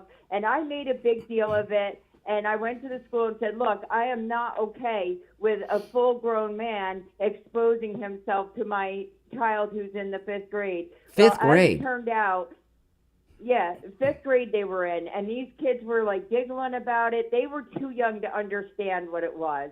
And so anyway, we wound up, I sold my house and I moved away because I didn't want my son in that school because basically they targeted him. He was constantly getting in trouble. They were making him stay in at lunch, and they were, they wanted him to go to the rest of the swimming lessons, but they weren't going to let him in the pool. Well, And I was like, no, you're not doing that. when I was in the 7th grade, this was here in Florida.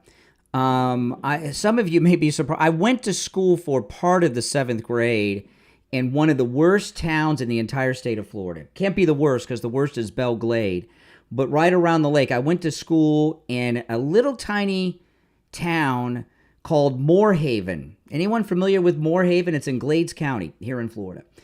And we had to dress out and shower and everything else for PE.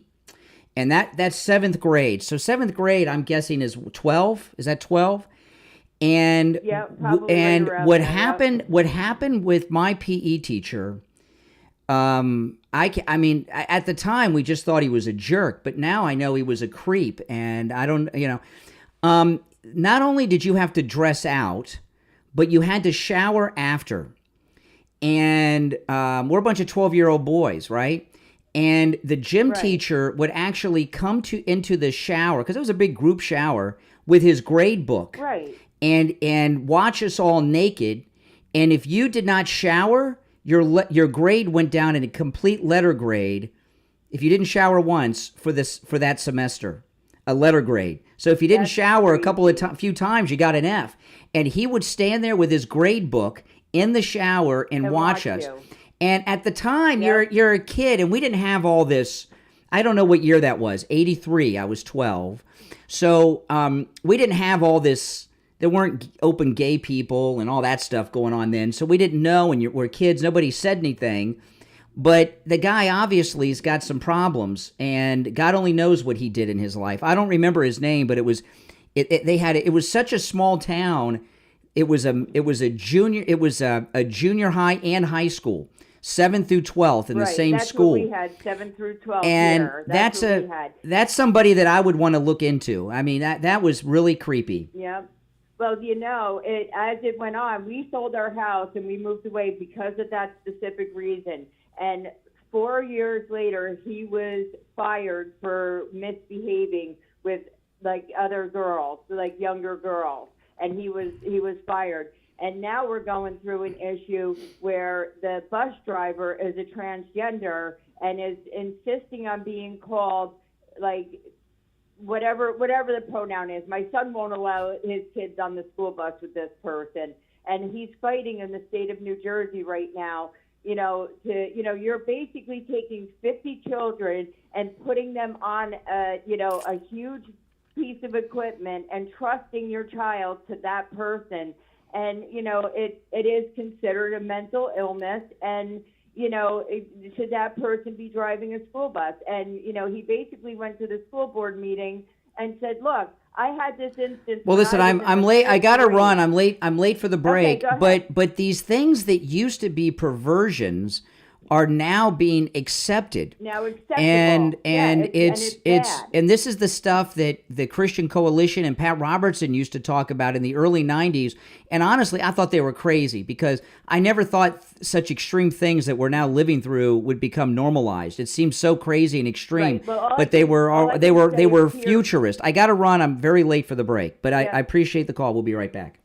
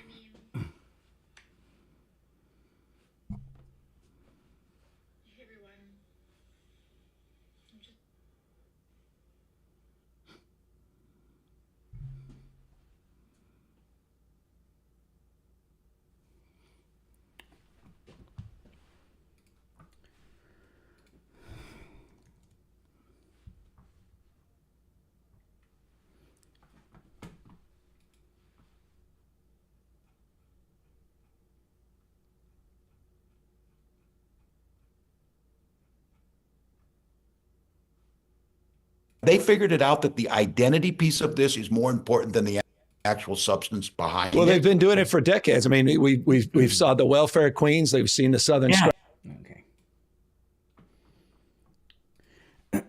We'll be back in about a minute. If you'd like to call in, please do. It's a toll-free call. The number's pinned in the live chat. I want to play this little bit with Gavin and Tim Walz. Because now the Democrats, they're starting to let us know what they're going to do. I'm going to make a prediction.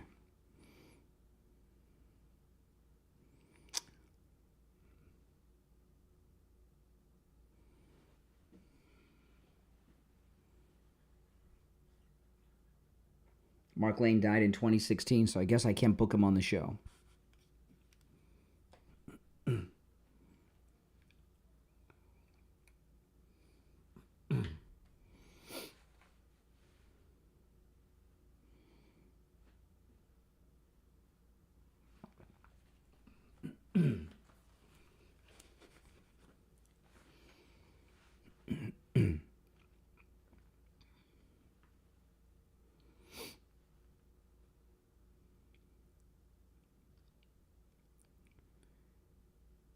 Welcome back, everyone. I'm Brian. It's the Steve Kane Show, Florida's longest-running radio show.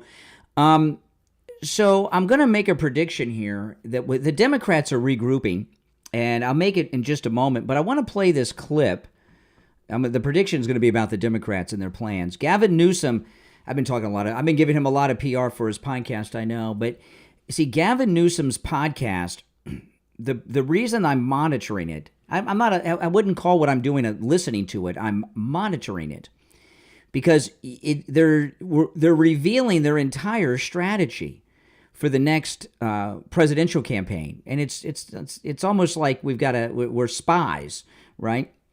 But anyway, this is Gavin Newsom. His most recent guest was his first Democrat, Tim Walz, who probably is a Chinese spy. But anyway, this is Gavin Newsom with Tim Walz. Have they figured it out that the identity piece of this is more important than the actual substance behind it? Well, they've been doing it for decades. I mean, we've saw the welfare queens. They've seen the Southern strategy. We've seen it. Okay, now, the Southern strategy, I'm not going to go through the welfare queen. The Southern strategy is one of the biggest lies they talk about.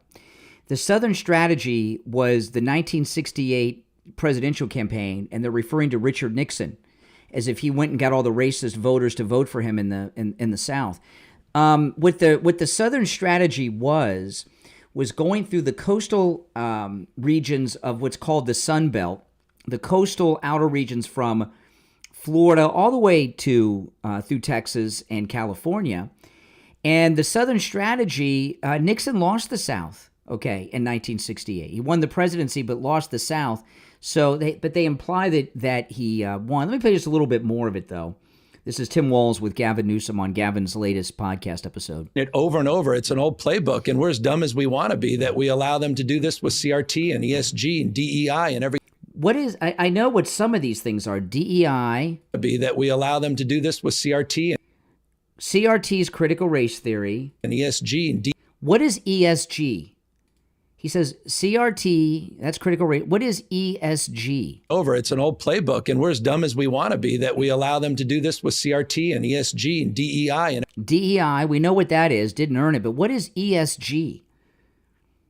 Is that thing that people say they can't have when they go to Chinese restaurants? What is ESG? I don't know what that one is. Every three-letter word. And then they demonize people. Yeah, demonize, and they weaponize grievance. They other people. They talk down to people, past people. They humiliate people. They weaponize difficult issues. But the bottom line is, and I think it goes back to what we began with, is, and I applaud you for this, is we cannot continue to be on the defense reacting to this. We've got to go on the offense. We got to meet people where they are. But I also think this, and this is where, this is part of the conversation I'm trying to have, is you got to respect people you disagree with, and you can't just dismiss people.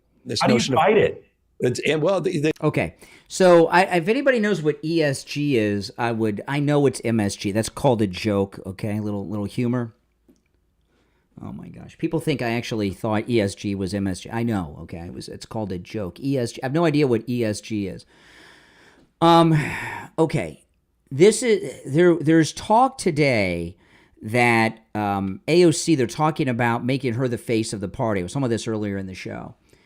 I'm going to make the prediction right now. The Democrats are planning on running Gavin Newsom and AOC in 2028. Let's hope so. Gavin Newsom, because they figure she's got New York. They very well may make her the senator by then from New York, because they're really pushing hard to get rid of this crusty old fossil they have. So they're moving to have Gavin Newsom at the top of the ticket and AOC at the bottom. That's what they're moving towards. And they've convinced themselves that this guy from California and this Democratic Socialist, that's what America wants. I hope that's who they run against J.D. Vance and, I don't know, Marco? You're on the air. What's your name? Where are you calling from? My name is Joanne from Tamarack. Hey, Joanne. Good morning, Brian.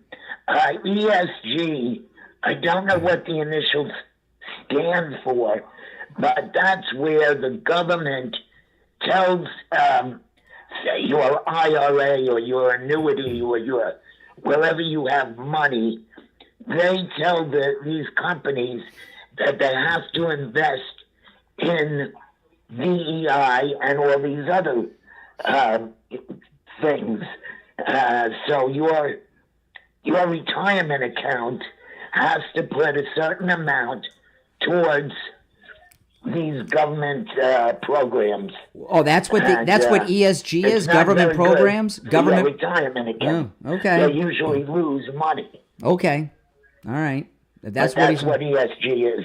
Okay. All right. Appreciate the call. All right. Maybe. You're on the air. What's your name? Where are you calling from?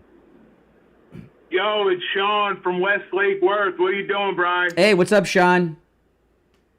Oh, ESG is environmental and social governance. It's a score that was given to you by BlackRock and these other hedge funds. If you wanted to lend money, you had to have a good ESG score. So that's what it is. What's it stand for again? Wait. What's it stand for again? Environmental.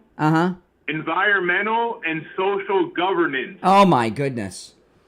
No wonder they use no wonder they say ESG. Nobody wants that. Yes, sir. Oh, my goodness. No, sir. That sounds like communism. I'll talk to you. I'll listen off air. All right. Yes? You know, that sounds like what they do in China, those social scores that people have. Oh, my goodness. Pretty crazy stuff, huh? Now, I want to tell you guys about Jupiter Joe Thomas. I know this, that no matter what goes on in the economy, if eggs cost $50 a dozen, if the stock market tanks and there's a Great Depression, neither of those things are going to happen. But if they did, in the worst case scenario, if your money is in an annuity, you got nothing to worry about because your nest egg is always safe. Stop risking your retirement. You know, when you're young, you can play around with investments in the stock market. You lose, you're still in the workforce. You're making more money, you can replace it. But when you're retired, that's it. You're not in the workforce anymore. You don't want to risk your retirement. You know what? You don't have to. You can have a no-risk retirement plan where there's no fear of loss from the stock market. There's no risk of outliving your money. And you're also guaranteed income for the rest of your life. That's amazing. Give Jupiter Joe Thomas a call. Joe Thomas is offering free phone consultations, which you can take advantage of no matter where you're located. His number is 561-743-0999. 561-743-0999, 561-743-0999, and online, jupiterjoe.com. You can find his number there too, jupiterjoe.com. We'll take our last break of the second hour and be right back.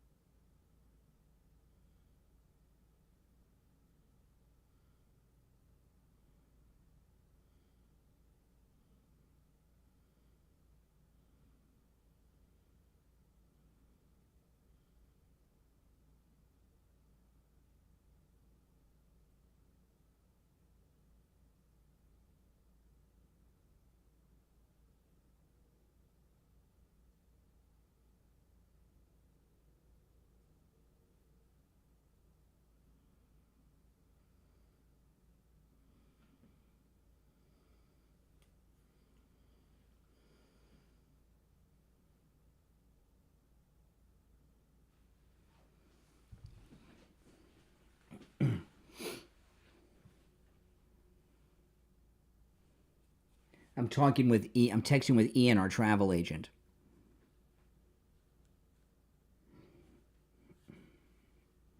One suite has opened up.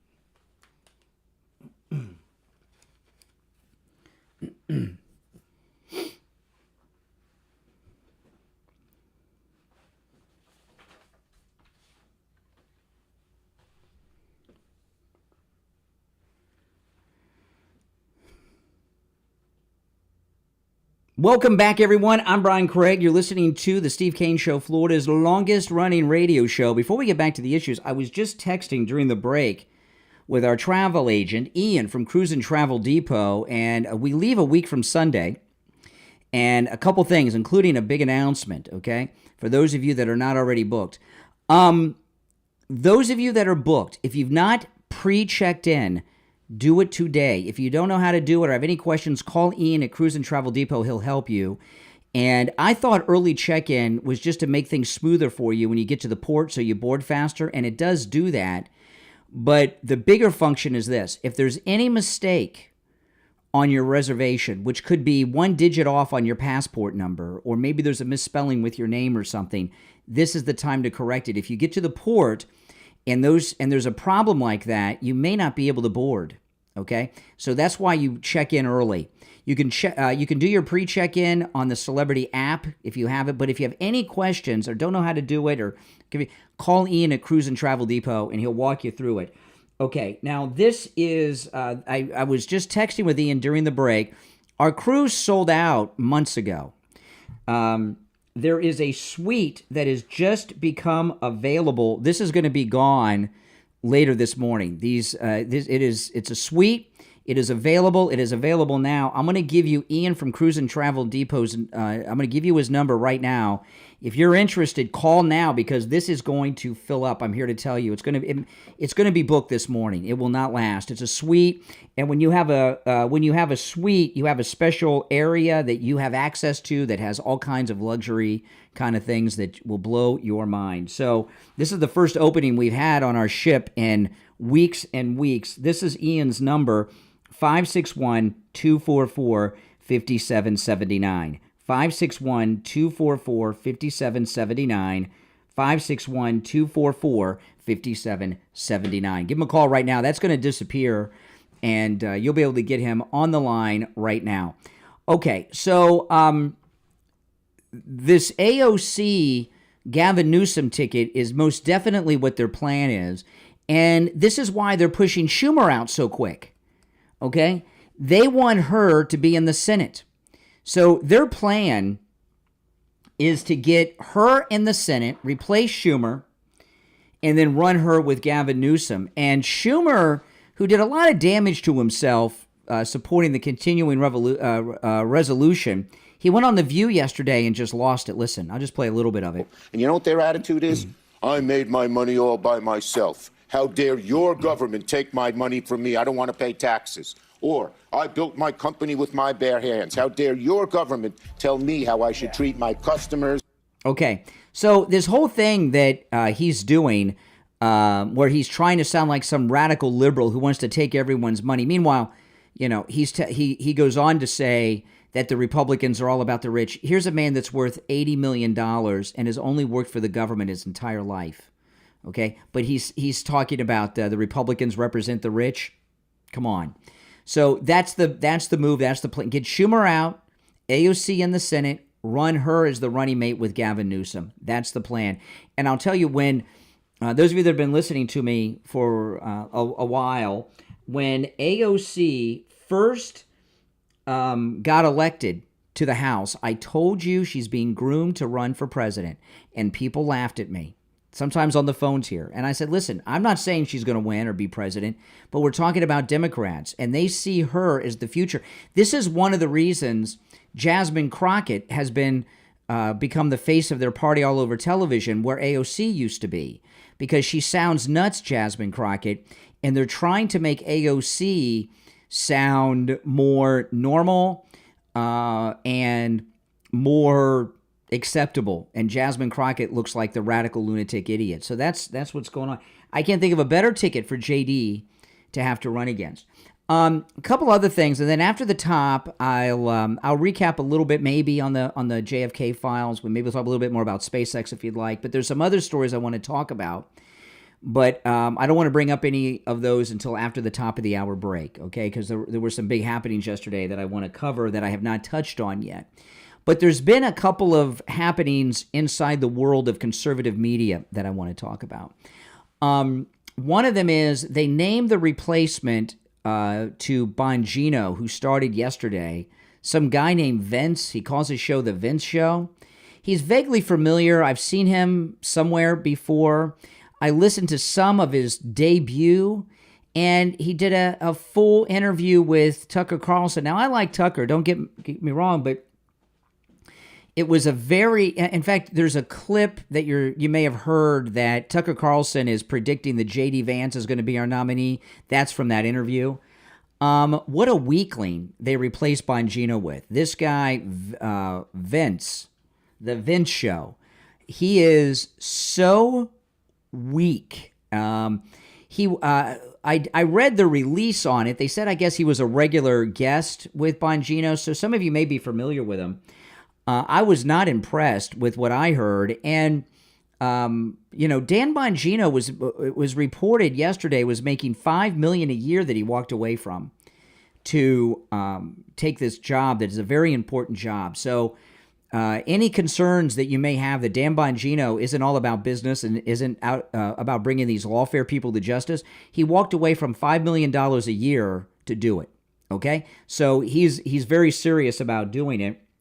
But this guy they replaced him with works for Bongino's production company. So they're trying to keep the company afloat with this guy as their employee. He is so weak. And I'll tell you, there were people who multiple people reached out to me to represent me, to pitch me to be the Bongino replacement, both on the podcast and the radio. Obviously, they didn't pick me, which was a very big mistake on their part.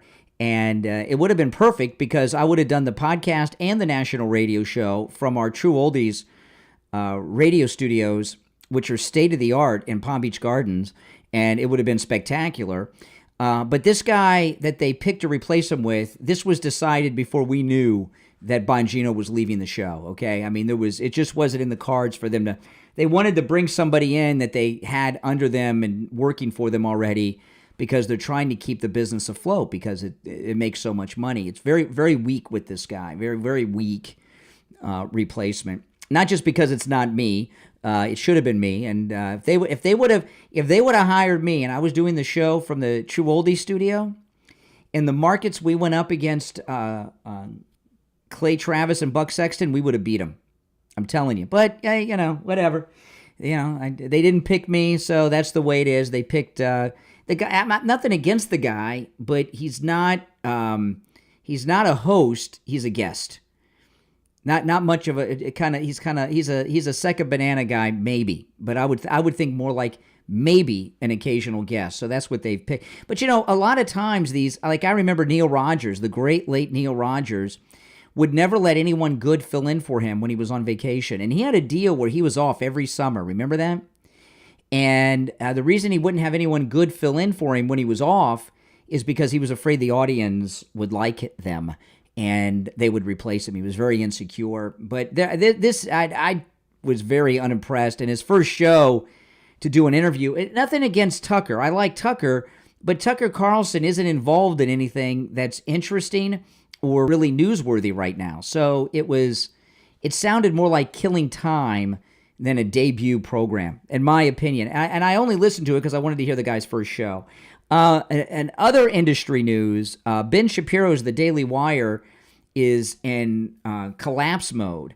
Jeremy Boring, who's the CEO of the Daily Wire and Ben Shapiro's partner that founded the Daily Wire, was fired yesterday. Now, they don't say fired. They say he stepped down and he is going to do some things on the entertainment side of the Daily Wire. That's a bunch of nonsense. They fired him.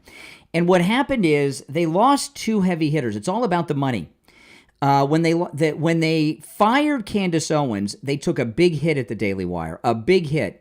And a lot of what they do is based on a subscription model, people subscribing to the Daily Wire to get all their content. They lost a lot of viewers and subscribers with Candace Owens, but they got through it because when Candace Owens left, she started this bizarre anti-Israel thing. And even though they lost a lot of people could say, well, we understand she's an anti-Semite. But then, and this was shocking not just to me, but I think most people that follow these things, they let Brett Cooper go. And Brett Cooper, a lot of you may be saying who, and I can understand. She was so much bigger than I imagined. I didn't think too much of her. She was huge. And the first blow to the Daily Wire was Candace's firing. The second blow, they just can't survive it, was Brett Cooper. Mass exodus, and there was a disaster around that. And I knew something was going on because Ben Shapiro and Jeremy Boring and some others from the Daily Wire were in the audience gallery at the State of the Union with the president the other day, last week. And I knew right away when I saw that. They must have donated money to some congressman to get in there. And they wanted to be there so they could look like they were players and important in the mix. And they had a session at CPAC on stage, which was very strange. And I figured that was a paid thing that they did too.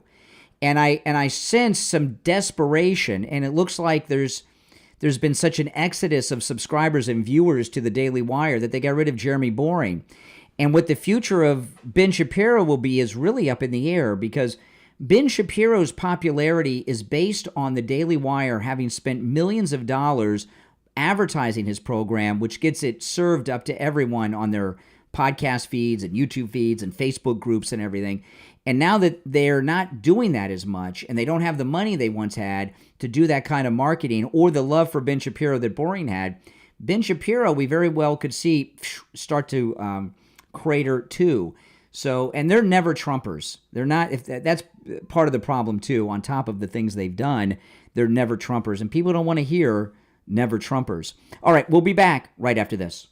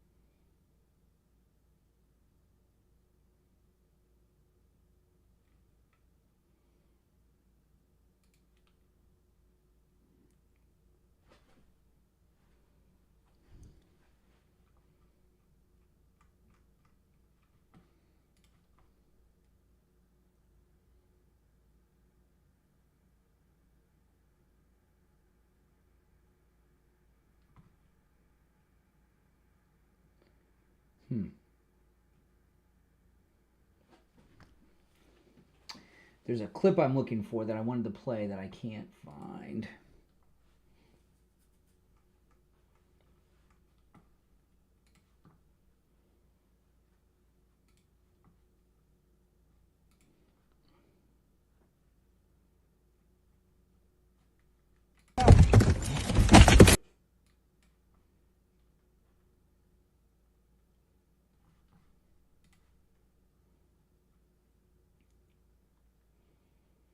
We're almost back, and I'm still looking for it.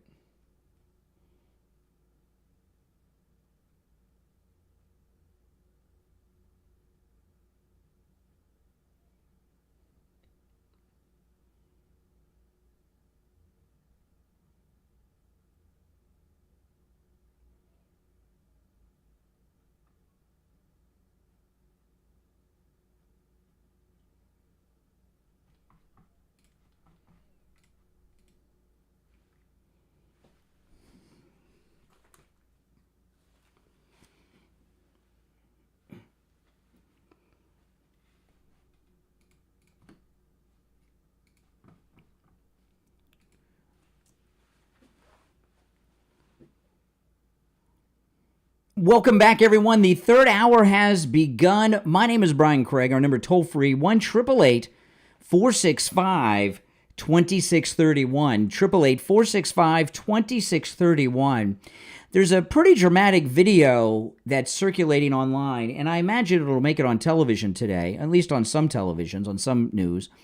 And it's a major ICE arrest of the Venezuelan gang members where they had to break the windows. And let me play some of the audio, which is insane. Listen.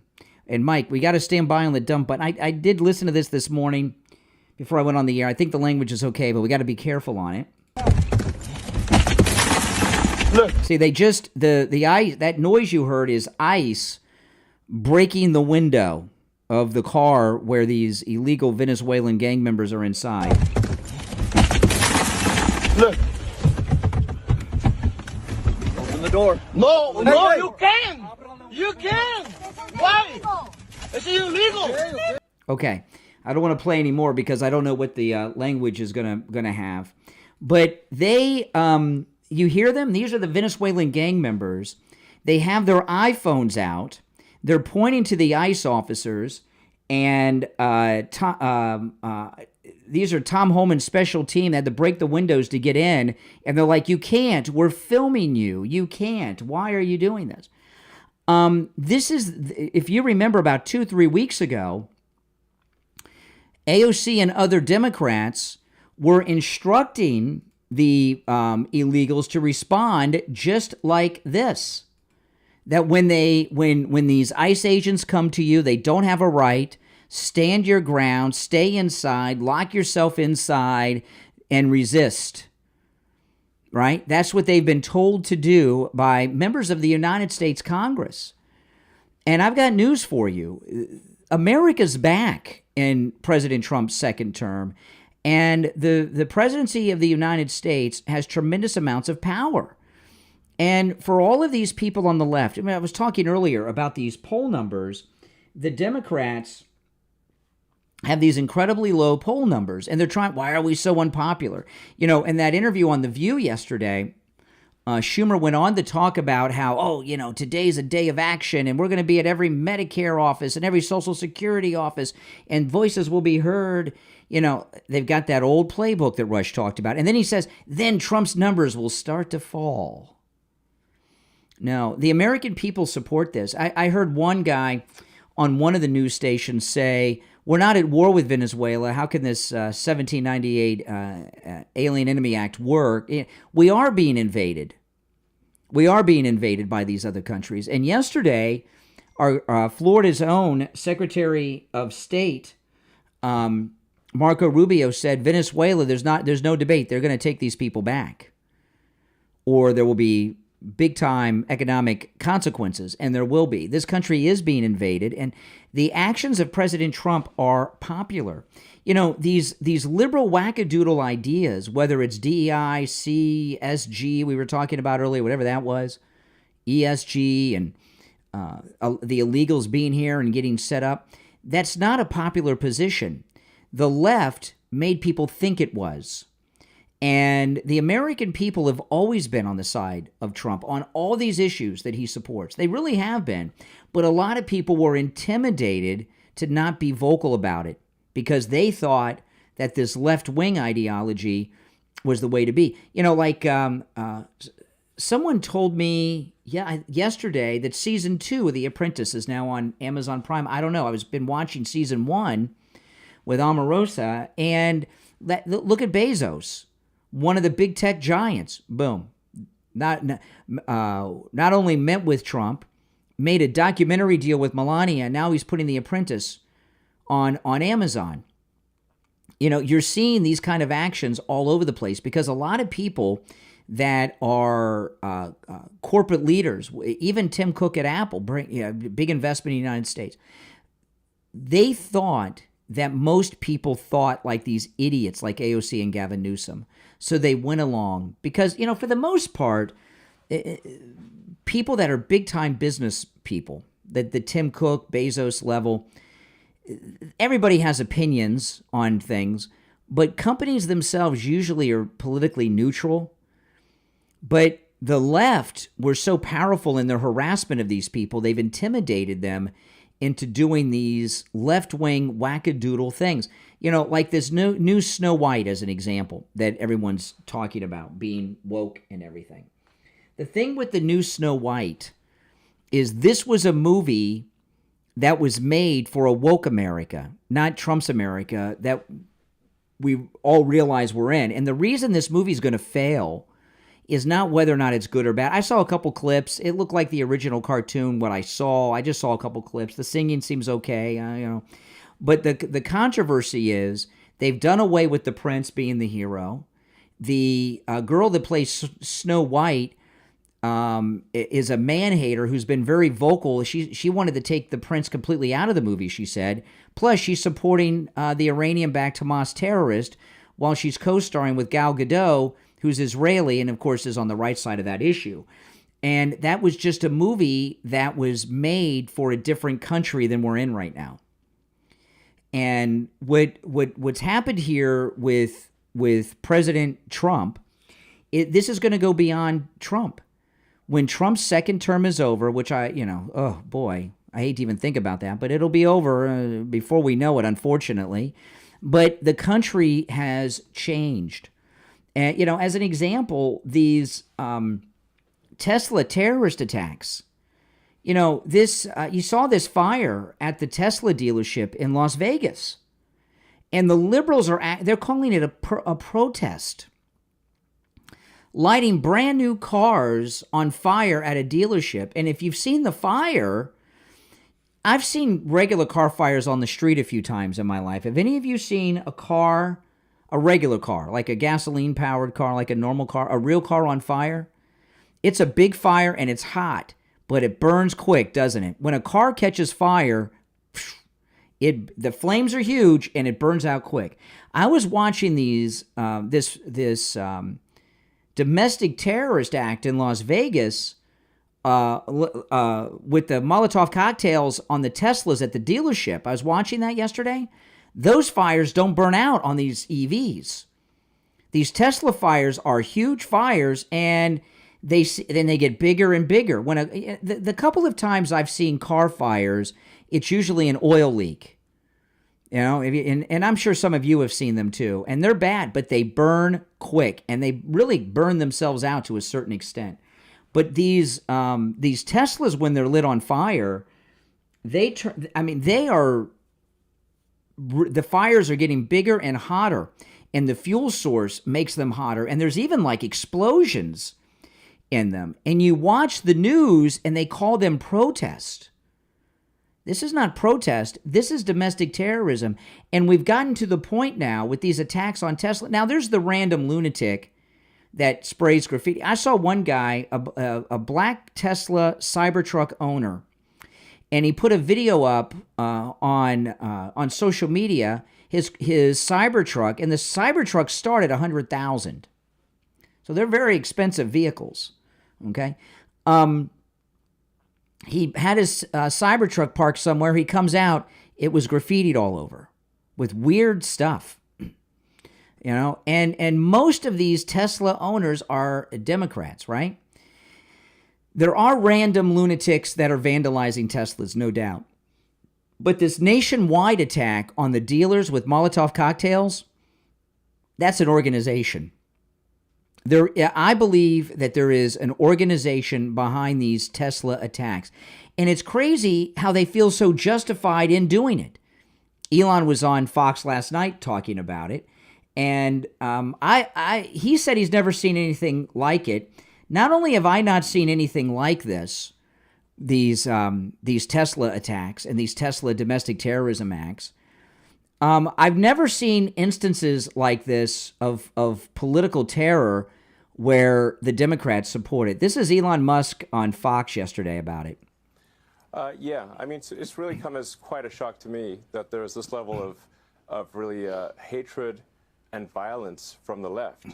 I always thought the left, or Democrats, were supposed to be the party of empathy, the party of caring, and yet they're burning down cars, they're firebombing dealerships, they're firing bullets into dealerships, they're just smashing up Teslas. Tesla is a peaceful company. We've never done anything harmful. I've never done anything harmful. I've only done productive things. So I think we just have a deranged. There's some kind of mental illness thing going on here, because this doesn't make any sense. Yeah, he's on Hannity last night. I mean, I don't know who's funding it and who's coordinating it, because this is crazy. I've never seen anything like this. Yeah, and because Elon is new to the world of being a conservative, a lot of this is new to him, as brilliant as he is, because he used to be friends with these people, but they are nutcases. They are insane nutcases and these are the people that were running the country just a couple of months ago. And they thought they were going to be running it forever. And when he's talking about what I was telling you, there's an organization behind this. This is domestic terrorism. And I heard some people, they're trying to explain it away, comparing it to January 6th. I didn't see anyone with Molotov cocktails firebombing things on January 6th. That was nonviolent, except for Ashley Babbitt, who was murdered by that cop. All right, let's take our first break of the third hour. If you're on hold, hang in there. Our number is toll-free, 1-888-465-2631, 1-888-465-2631. It's a toll-free call no matter where you are listening. We'll be right back.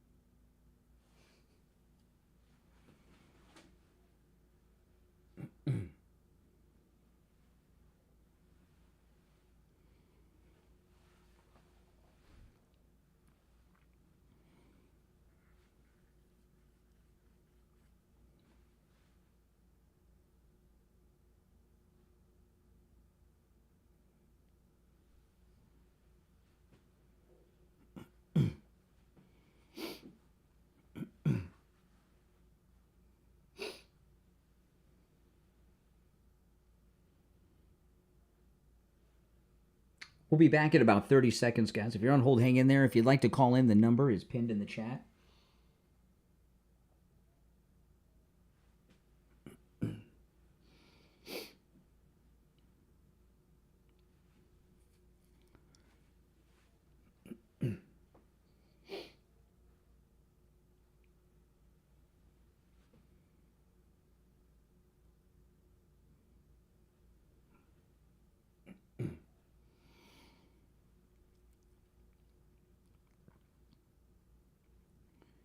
Welcome back, everyone. I'm Brian Craig. You're listening to Florida's longest-running radio show, The Steve Kane Show, on this Wednesday, March 19th, 2025. If you're on hold, hang in there. Our number toll-free, 1-888-465-2631, 888-465-2631. It's a toll-free call no matter where you're listening.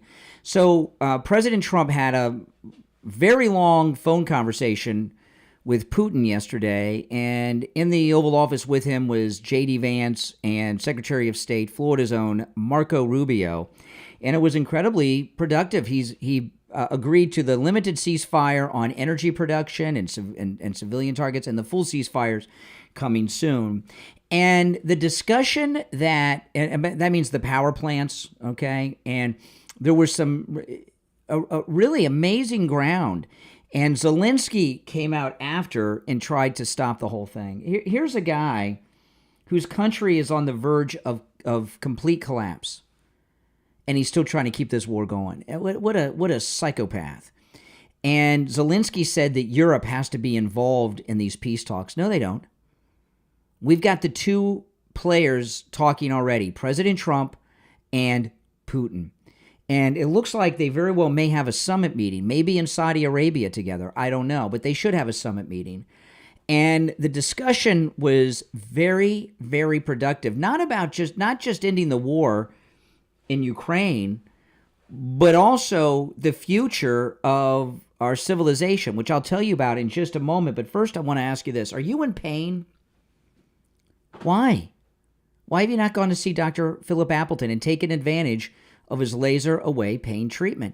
You know, pain is not just a part of growing older. I thought it was. And I live a pain-free life now, without drugs, without shots. Yeah, I've known people that get those shots every once in a while. I don't know, what are those pain shots they get every once in a while? Every few months? None of that stuff. Who wants to go get those huge injections all the time? Or take pain medications? Or worse, even living in pain. You don't have to. You know, with Dr. Appleton's laser away pain treatment, there's no drugs, no shots, no injections, no downtime, no appointment needed, even on Saturdays. Completely painless. You don't even feel the treatment when it's happening. And the best part, it works on every type of pain I've ever heard of. Arthritis, bronchial neuralgia, bursitis, hip pain, knee pain, lumbar pain, muscular contraction, sciatica, strains and sprains, tinnitus, tennis elbow, neck pain, stenosis. The list goes on. This is a very incomplete list. If you're in pain, you don't have to be. Go see Dr. Appleton. If you have x-rays or some other scans, bring them with you. He'll gladly look over them. And it's a free consultation with Dr. Appleton. Give him a call, 954-973-0710. 954-973-0710. That's 954-973-0710. And online, AppletonCairo.com. That's AppletonCairo.com. Give Dr. Appleton a call and say bye-bye to your pain. So here's the thing with this conversation with President Trump and Putin yesterday was talking about the future of our country. And what part of what they talked about yesterday, which was I thought was just fantastic, was about Russia becoming our ally and dropping Iran. Right now, Russia and Iran are allied together. Their militaries even do exercises together, including at sea. And that's bad news because Iran's bad news. Iran has always been bad news my whole life since they took the hostages in '79, and probably was a problem even before that. Okay? But being friends with Russia, being allied with Russia, having a new alliance. You know, when J.D. Vance was speaking a couple weeks back in Munich and to the NATO countries, he says, what is our alliance about now? What are we allied for? What are our common goals? That's right. What do we have in common with these NATO countries right now? What do we want and what do they want? And think about how great things would be in the world with Russia as our friend and ally. You know, when the Berlin Wall fell and the Soviet Union collapsed, we started to become very good friends with Russia. And then things went south. In fact, when Bill Clinton was president, Putin wanted to join NATO. Bill Clinton wanted him to join NATO. Remember, Putin talked to Tucker Carlson about this during that interview. And then the powers that be got to Bill Clinton and wouldn't let it happen. See, you know, Europe is it's a very insignificant place. It's a collection of tiny little countries that are nothing more than tourist traps that mean nothing, and they're no longer players in the world and haven't been for a long time. And they operate like Democrats. They cause problems, and they cause problems because in the chaos, they feel relevancy and control. That's what the Democrats do. That's why the Democrats don't like this country united. They're always trying to divide us with BLM or some other group. Because when the country is united, we're in a period right now, the golden age in Trump's second term. If Russia and the United States were allied, think about how powerful that would be. Iran would be out of business. They're barely being kept going now because of, in large part, Russia. And look at China. China is a definite enemy of ours. China would fade away if we were allied with Russia.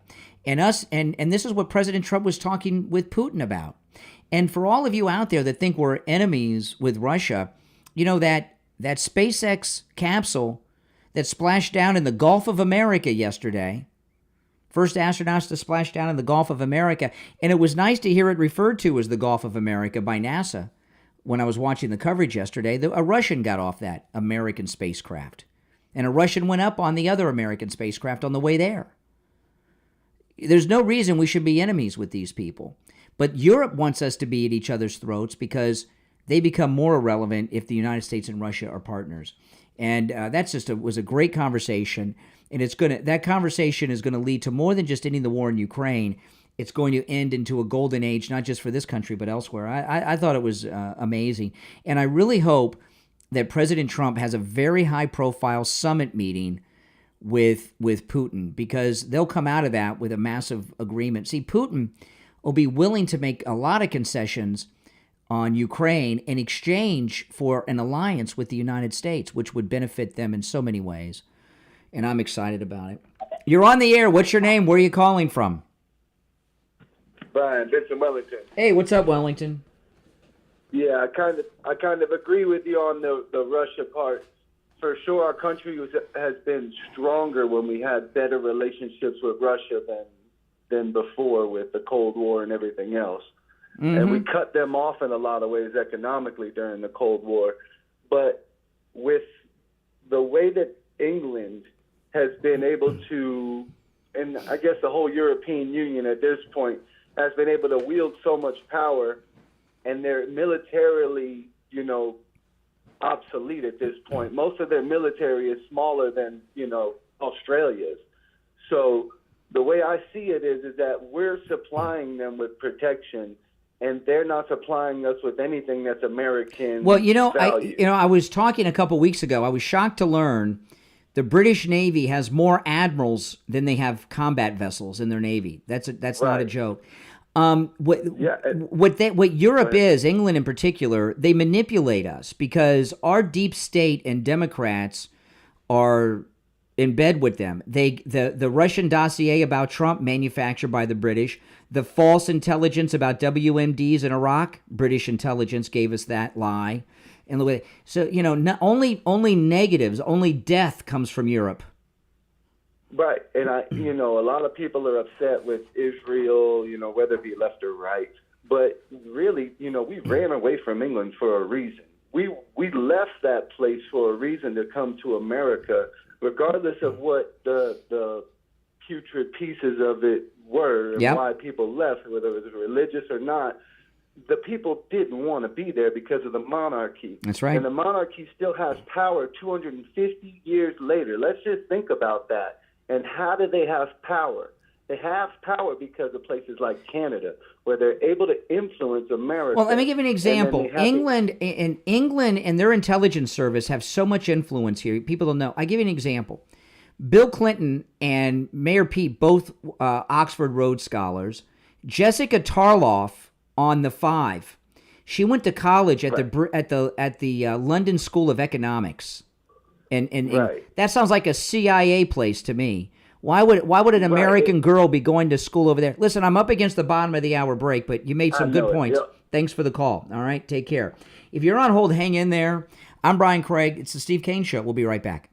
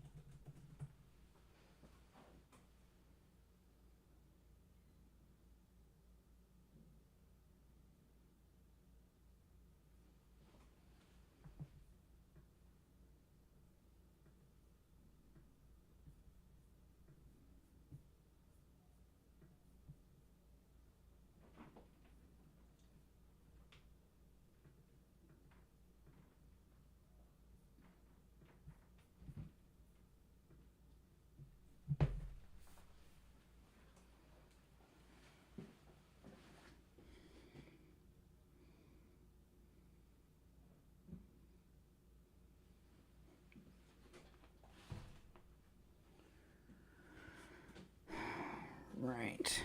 If you're on hold, hang in there.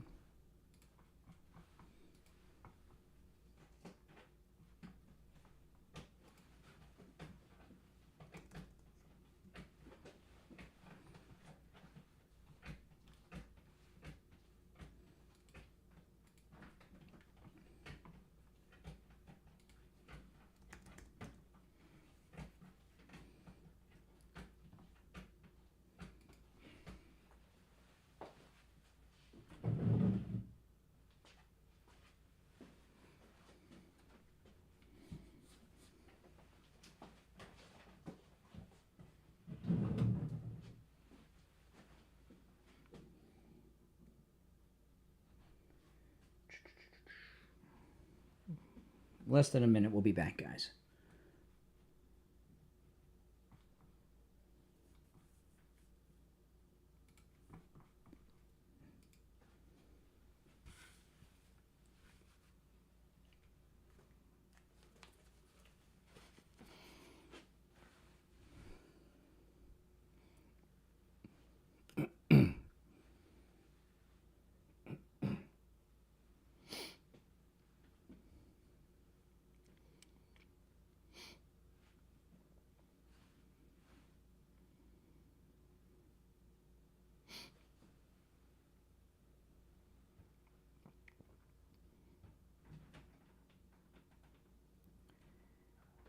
Welcome back, everyone. I'm Brian Craig. It's the Steve Kane Show, Florida's longest-running radio show. I brought up a lot today. You're welcome to call in about any and everything I brought up so far. You're on the air. What's your name? Where are you calling from? Hello, this is Brian from Coral Springs. Hey, Brian. What's up? Not much. 2 items regarding Russia. During the Cold War and afterwards, they were already in business relationships in the U.S. because at that time we were basing our military technology using titanium, and Russia is the largest supplier in the world of titanium. Mm-hmm. The second item is that Russia has broken every treaty they've ever had with any country in the world except one, and that was during World War II with the Nazis when they broke the treaty first. So to try to expect Putin to do any kind of alliance with us and honor it is unrealistic. So what do you suggest we do? We have to start dictating the fact that Russia cannot just arbitrarily start taking countries, which let me ask you, let me ask you, Brian. Brian, how old are you? Yes. How old are you? I'm 66. Okay. See, here's the thing. You're older than me by quite a bit. See, you grew up. I grew up during the Cold War too, but you were even younger and spent more of your life during the Cold War. There was so much brainwashing going on about the Ruskies and the domino theory and all this crap. Okay? And that's just ingrained in your bones. You know, that's why Steve Kane and I disagree about it a lot. You've just been brainwashed so much about distrusting Russia that I don't think you can see things clearly today. Well, I see in the perspective of a former military person who dealt with classified information, intelligence, and know a lot of facts that other people do not. And like I said, Russia, the people themselves are great, but their leadership, it's a dictatorship that wants control of everything else. And but you say dictatorship. There's 2 countries right now Who is a dictator? There's 2 countries right now that are that have dictators leading them. Okay, one is Ukraine. Zelensky is a dictator, right? You agree with that? No, he's not. Zelensky was an elected president. His term is over. Forced into a war-torn situation. So what? He's already offered to drop down or resign if he can get a peace treaty done. Which he fights it. So his term is up. He's still in office, even though his term's expired. He's outlawed opposition political parties. He's outlawed freedom of the press and religion. That sounds like a dictatorship to me. But how can he hold a general and free election when he's in the middle of war? The same way President Lincoln did during the Civil War. You know, during the Civil War, it was the Democrat insurrection, right? It was a Democrat insurrection against the federal government, and they put up a candidate in 1864, and he ran against them. Okay, we had elections during the Civil War and the Second World War. Every war we've been in, we've had elections. We didn't. In the Civil War, we almost lost the whole country, and we still had an election. All right. Well, I'll tell you. And there's another country. Disagree with you. There's another country. I know you'd like to run away from that. There's another country that has a dictatorship. I'd like you to explain this. Canada. They have a new prime minister, Connie. When was the election? Their government structure is completely different than ours. Yeah, well, so's Russia's, okay? So that I would consider that to be a dictatorship too. Venezuela and a variety of others. Mm-hmm. I'll give you another one. During the Second World. Oh yeah, he wants to run. I'll give you a time. I'll give you someone that you probably like. You like Winston Churchill. You respect Winston Churchill. During the time of war, he was the viable leader. See, you know what I'm talking about. Winston Churchill suspended elections during the Second World War, and we were allied with him to victory. Okay? So we have a history of partnering with dictatorships, but there are dictatorships out there today. There's a big difference between being at war from a distance away and being at war where people are bombing you every single day. Kiev looks all right to me. I see Kiev on TV. I don't see any potholes or bomb holes. And I've been telling people to go check out Pavlo from Ukraine. He's a 20-something YouTuber, and he makes YouTube videos in Ukraine. He's not in the military, and I never see any war action. Life seems good for Pavlo in Ukraine. All right. Yeah. All right, well, I thank you for your time and have a wonderful day. All right. I hope you stood up stronger when you were in the service than you did with me in a political duel. My goodness. Propaganda right there, man. Propaganda. You know, Zelensky has, I'm not saying that Putin's a perfect guy. He's got problems. I don't know if he's a dictator or not. He's been in power for 25 years, but they've had elections. I don't know too much about their elections, nor do I care. But I know this. Zelensky's term is up. He stayed president. He outlawed political dissent by outlawing the oppositional political parties. He outlawed freedom of the press. He's outlawed freedom of religion. An American journalist who opposed his positions died in a Ukrainian jail. That's freedom that we're supposedly fighting for? I don't think so. See, here's the thing. The Ukrainian and the Russian people are the same people. So, yeah, they're not free countries like we are. They're dictators here, dictator there. But we're not fighting for freedom in Ukraine. We're fighting for military-industrial complex money.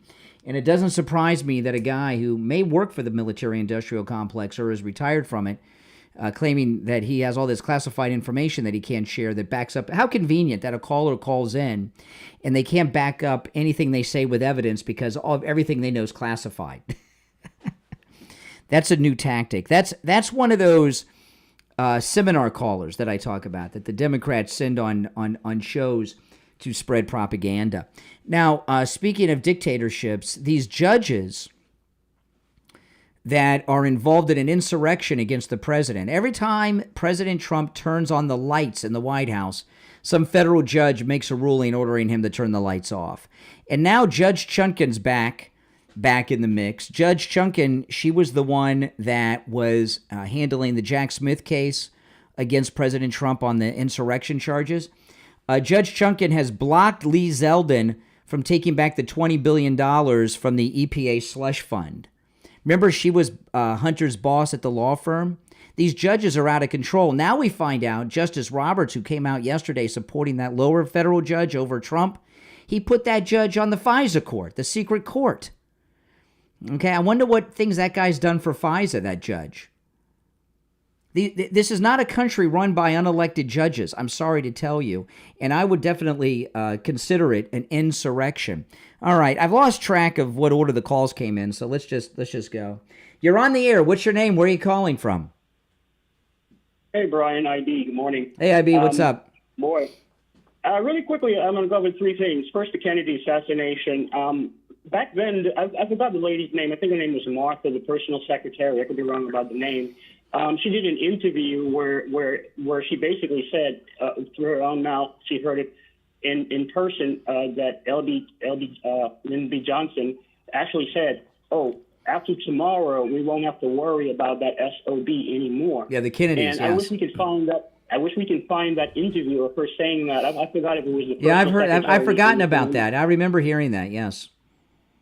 Yeah, and another thing, we know there were multiple shooters, and you cannot shoot two or three or four shots in that period of time with a bolt action rifle. So obviously there was a second shooter, just like they did with Trump. We don't think it was the one guy in Butler, but behind the grassy knoll, just like you have manholes, people go down under the ground for different reasons. There was a little tunnel back there with a manhole where you can kind of go in one spot and pop up behind the grassy knoll, and then after the shots are fired and everybody obviously hits the ground, hits the deck, so they're not going to be kind of looking around in a way, and then all you have to do is go slip back down in the hole. And remember remember there were people that saw Lee Harvey Oswald in the lunchroom of the book depository, and he wasn't even out of breath or breaking a sweat. It was like nothing had happened. Come on, give me a break. Right. You know? That's why they said. That's why he said, "I'm a patsy. I'm being a patsy." And as for the shuttle, as for the Dragon capsule coming down yesterday in the Gulf of America, man, that was so beautiful. Beautiful day, calm waters, And what the people were doing on the outside was making sure that they would be protected from the hyperbolic vapors. That was, in my entire life, I've never watched a splashdown of a space capsule ever. First time. And it's the first time I've watched the landing of an American spacecraft since maybe the first shuttle landing, right? Because that was a big deal because it landed like an airplane. And it was really it was a beautiful thing to see American excellence, American pride, and all that back. And then look at the left, these poor astronauts when they took them all out on stretchers, which I've never seen that happen before. But when they took the two out that had been stranded up there, they were really bad. You could tell, especially the lady, and she's not young. Because of the body, the bone density being up there for over a certain period of time, like they were almost a year up there. The body cannot handle it when it comes back down to Earth. The gravity, so they have to get the physical strength back. But the left, the media and the liberals, no heroes welcome, no congratulations. They barely cover it because Elon's MAGA. And this, and I was talking about this in the first hour. The lady astronaut. If Kamala were president right now, or anyone but Trump, she'd be on The View as soon as she could stand up and walk. But she's not going to be on The View because they think it gives Elon and Trump some positive press. So they're not going to honor this. This woman, they would name schools after this woman if Trump and Elon weren't MAGA. But they're not. I'll bet you if Kamala had won, they would have had probably CNN on the boat waiting for the captain to come on the boat. That's right. Come out the door. Instead of those amateur girls from NASA doing the commentary, you're right. It would have been an anchor. It would have been an anchor from CNN. I'm glad you said that because I couldn't believe all I was hearing was women's voice. Not that's a bad thing, but it kind of made me question why is everything I'm hearing just only women? Where are the men? And then the guys that were on TV talking about it only mentioned SpaceX twice, but they say NASA and SpaceX, but never mention Elon's name. So I was kind of really pissed about that. But that's how. And and if you remember back in the days of when we had space capsules before, they used to land in the Pacific because it's so big they couldn't be as accurate. This came down on a dime, exactly where they expected it, off the coast of Florida and the Gulf of America. They kept saying off the coast of Tallahassee, which Tallahassee is not on the coast, but regardless, that's what they said. But I've never seen. But I was amazed at how, as soon as it hit the water, you could see the speedboats and the ship coming. It landed like a needle right where it was supposed to on target. And the technology that Elon Musk has given us, the space program has advanced 100 years under Elon Musk. For them to come down right back in the old days of the space capsule, it would take a long time for the ships to get there. They would send out aircraft carriers, and it could take hours sometimes. And they landed right where they were supposed to, exactly on target. But you've been saying it all along. You've been saying it all along, just like that caller saying that we have the Albert Einstein of today. If the guy can park a rocket, why can't he have that big space of ocean, just like shooting a bow? I watched the whole thing. I watched it for a couple hours before the reentry. I stopped watching when they took the two astronauts away from the capsule on the last two that were stranded. Then I stopped, but I watched it for a couple of hours. They even had a view we've never seen before. They had an airplane flying above the capsule on reentry that was flying like almost in space, looking down so you could see it come down from above, which is a view I've never seen before. Wait till you see the new fighter planes and space planes that Elon has already designed, and I probably think one of them is already almost. All right, IB, I'm late for the break, but I got to run. We'll be right back.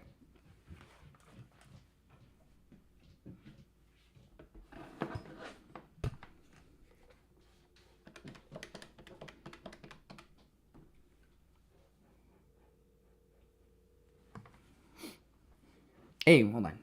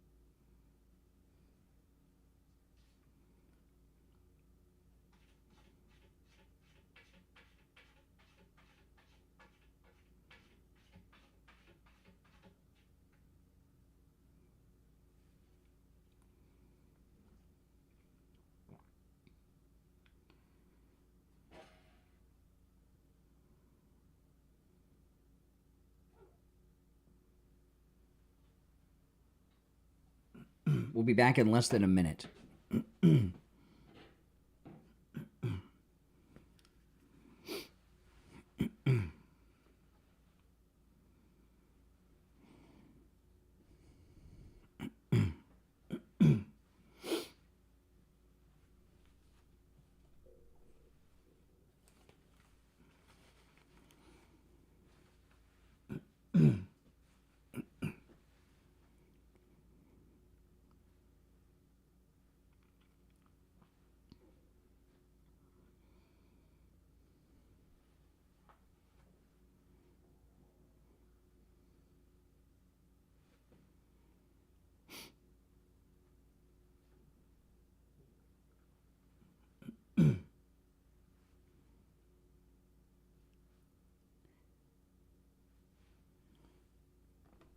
Welcome back, everyone. I'm Brian. You're listening to Florida's longest-running radio show, The Steve Kane Show. It's time to check in with William Youngerman with the Morning Gold and Precious Metals Report from the offices of William Youngerman Incorporated in Boca. William Youngerman, how are the metals starting off? The metals are starting off again strong after a huge day yesterday. Gold closing up $33.60 after getting as high as $3,040 the ounce, Brian, and closing out today at $3,034.40, up $33.60, and of course an all-time new record high, which also we hit a new high overnight last night. But silver yesterday closed up 14 cents at $33.96. Platinum remained unchanged at $1,000, and palladium was down $3 at $950. Overnight, we saw gold trade in a range of $3,024 all the way up to $3,046. And currently, we're at $3,039 the ounce. That's up another $4.60. Silver down 16 cents right now at $33.80. Platinum down $10 at $9.90.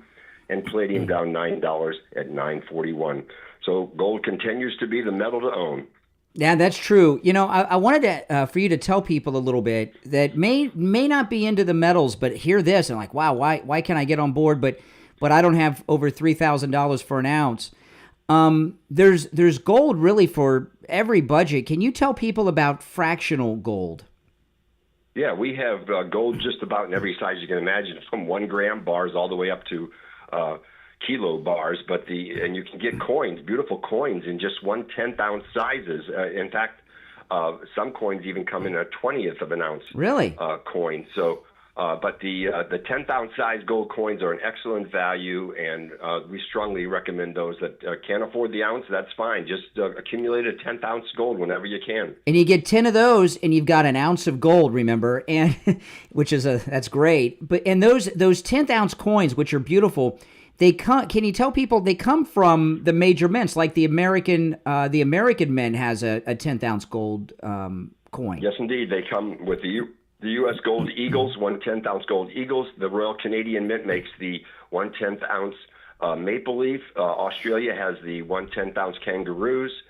China has the 1/10 ounce China Pandas. So there's plenty of sizes, and you can build a little collection of these if you want. Yeah, and they are gold, which is awesome. William Youngerman opens up at 10 a.m. You can stop in at 150 East Palmetto Park Road in Boca. And, you know, fractional gold in general is a good thing, because sometimes maybe you need some money for something and you don't have to sell a full ounce, right? So there's all kinds of benefits to it. His address is 150 East Palmetto Park Road in Boca, on the first floor of the Bank of America building, just east of US 1 Federal Highway on the south side of Palmetto Park Road. You can give him a call toll-free, 1-800-327-5010, 1-800-327-5010, and find both his phone number and address on his website, WilliamYoungerman.com. All right, William Youngerman, we'll talk tomorrow. Okay, have a great day. All right, we're back. You know, the thing about it's interesting what happened yesterday. American excellence with SpaceX, and then the JFK file release shows an American sad moment when our own government killed the president of the United States in Dallas. And you know, don't let anyone tell you that these files are old news. They are not.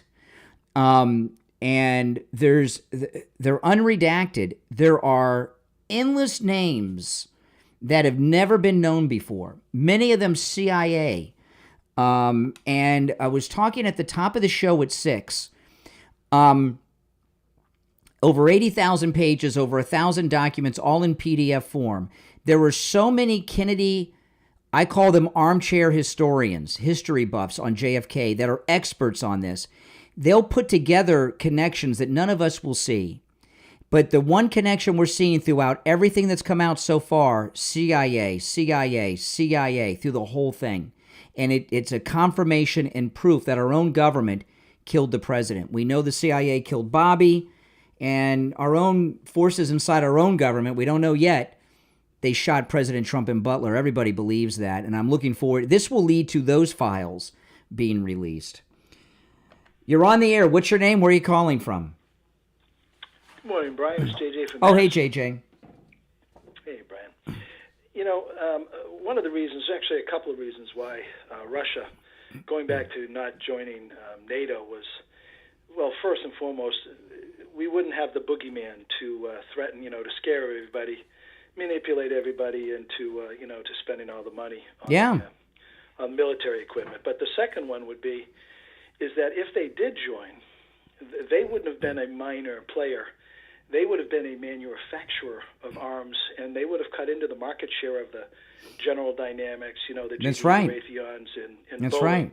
Boeing, the people that were responsible for stranding, two astronauts up in space, and Joe Biden being a punk and not letting Elon go and getting them. That's right. So, it's There's a crazy. panic. There's a panic going on. There's a panic going on in D.C. over an alliance between the United States and Russia that Trump will broker. They're panicked over this, and we're going to see such anti-Russian propaganda in the media moving forward. I'm really short on time, but I appreciate the call. I'm a little short today. Oh, I got to tell you guys. I was talking about the cruise. There's one suite opened up on our cruise ship. Call Ian, guys, about that. It may have been sold already. I don't know. But I was trying on my cruise clothes. I tried on one of my swim trunks, and I pulled the string as tight as it would go, and it was still falling off my body. I know. I'm all choked up even thinking about it because I've lost all this weight thanks to Coastal Weight Loss Secret. And today's my daughter's 26th birthday. Very excited. Happy birthday to her. My daughter's 26 years old today. And I am at the weight that I was when my daughter was born 26 years ago, thanks to Coastal Weight Loss Secret. Isn't that amazing? I didn't think it was possible. And I lost the weight in the hardest part of the body to lose the weight, my stomach, my waist, and my legs. And it's awesome. And I feel great. I look great. I have tons of energy. And it's really, really awesome. Call Coastal Weight Loss Secret. And I just wanted to lose 25 pounds. But maybe you want to lose less, 20 pounds. Maybe you want to lose 40, 50 pounds or even more. Give them a call. When you call, make sure you tell them you heard about them on the True Oldies channel. 561-247-6300. 561-247-6300. That's 561-247-6300. And online, coastalweightlossecret.com. You're on the air. What's your name? Where are you calling from? Good morning, Brian. How are you today?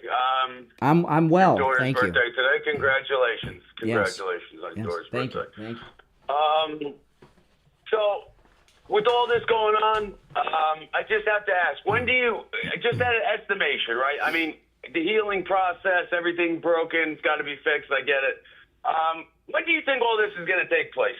What's this you're talking about? I don't know what you're referencing. I'm talking about the volatility of the market. I'm talking about The market's volatile. The market, things are looking great. President Trump's brought $1 trillion in new money into the country for the industry. I don't understand what you're talking about. The economy. Well, that's still having Gas prices dropped. Egg prices have dropped. We already talked about the gas prices. Gold's over. Gas is down a lot. Gold's over 3,000. Egg prices dropped. The economy's doing well. Okay, hold on one second.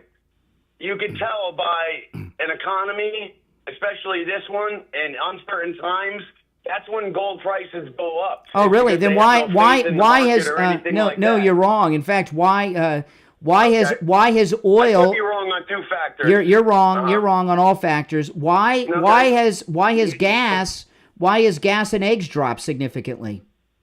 Okay, you ready for this? I'll tell you this without you hanging up on me. Okay. Gasoline companies, okay? will sit down to make the American people happy. They will lose a couple of millions because they know a couple of millions. They would be losing billions. I'm out of time. I'm out of time. I don't have time for your liberal gobbledygook. You should have called earlier. It's the Steve Kane Show. I'm Brian Craig. See you tomorrow morning at 6 a.m. Oh, what an idiot! What an idiot! Great calls today. I wish he would have called a few minutes earlier. So I'd like to hear Tom's economic outlook. Now, if you're new, make sure you subscribe. My name's Brian. This is where MAGA comes to talk. And if you're already subscribed, do me the favor of liking the video and sharing on all your social media, if you don't mind. Very good show today. Great calls. You guys added a lot in the chat room, as well as those of you who called in. All right, guys. I'll see you later. Thanks for watching. Take care.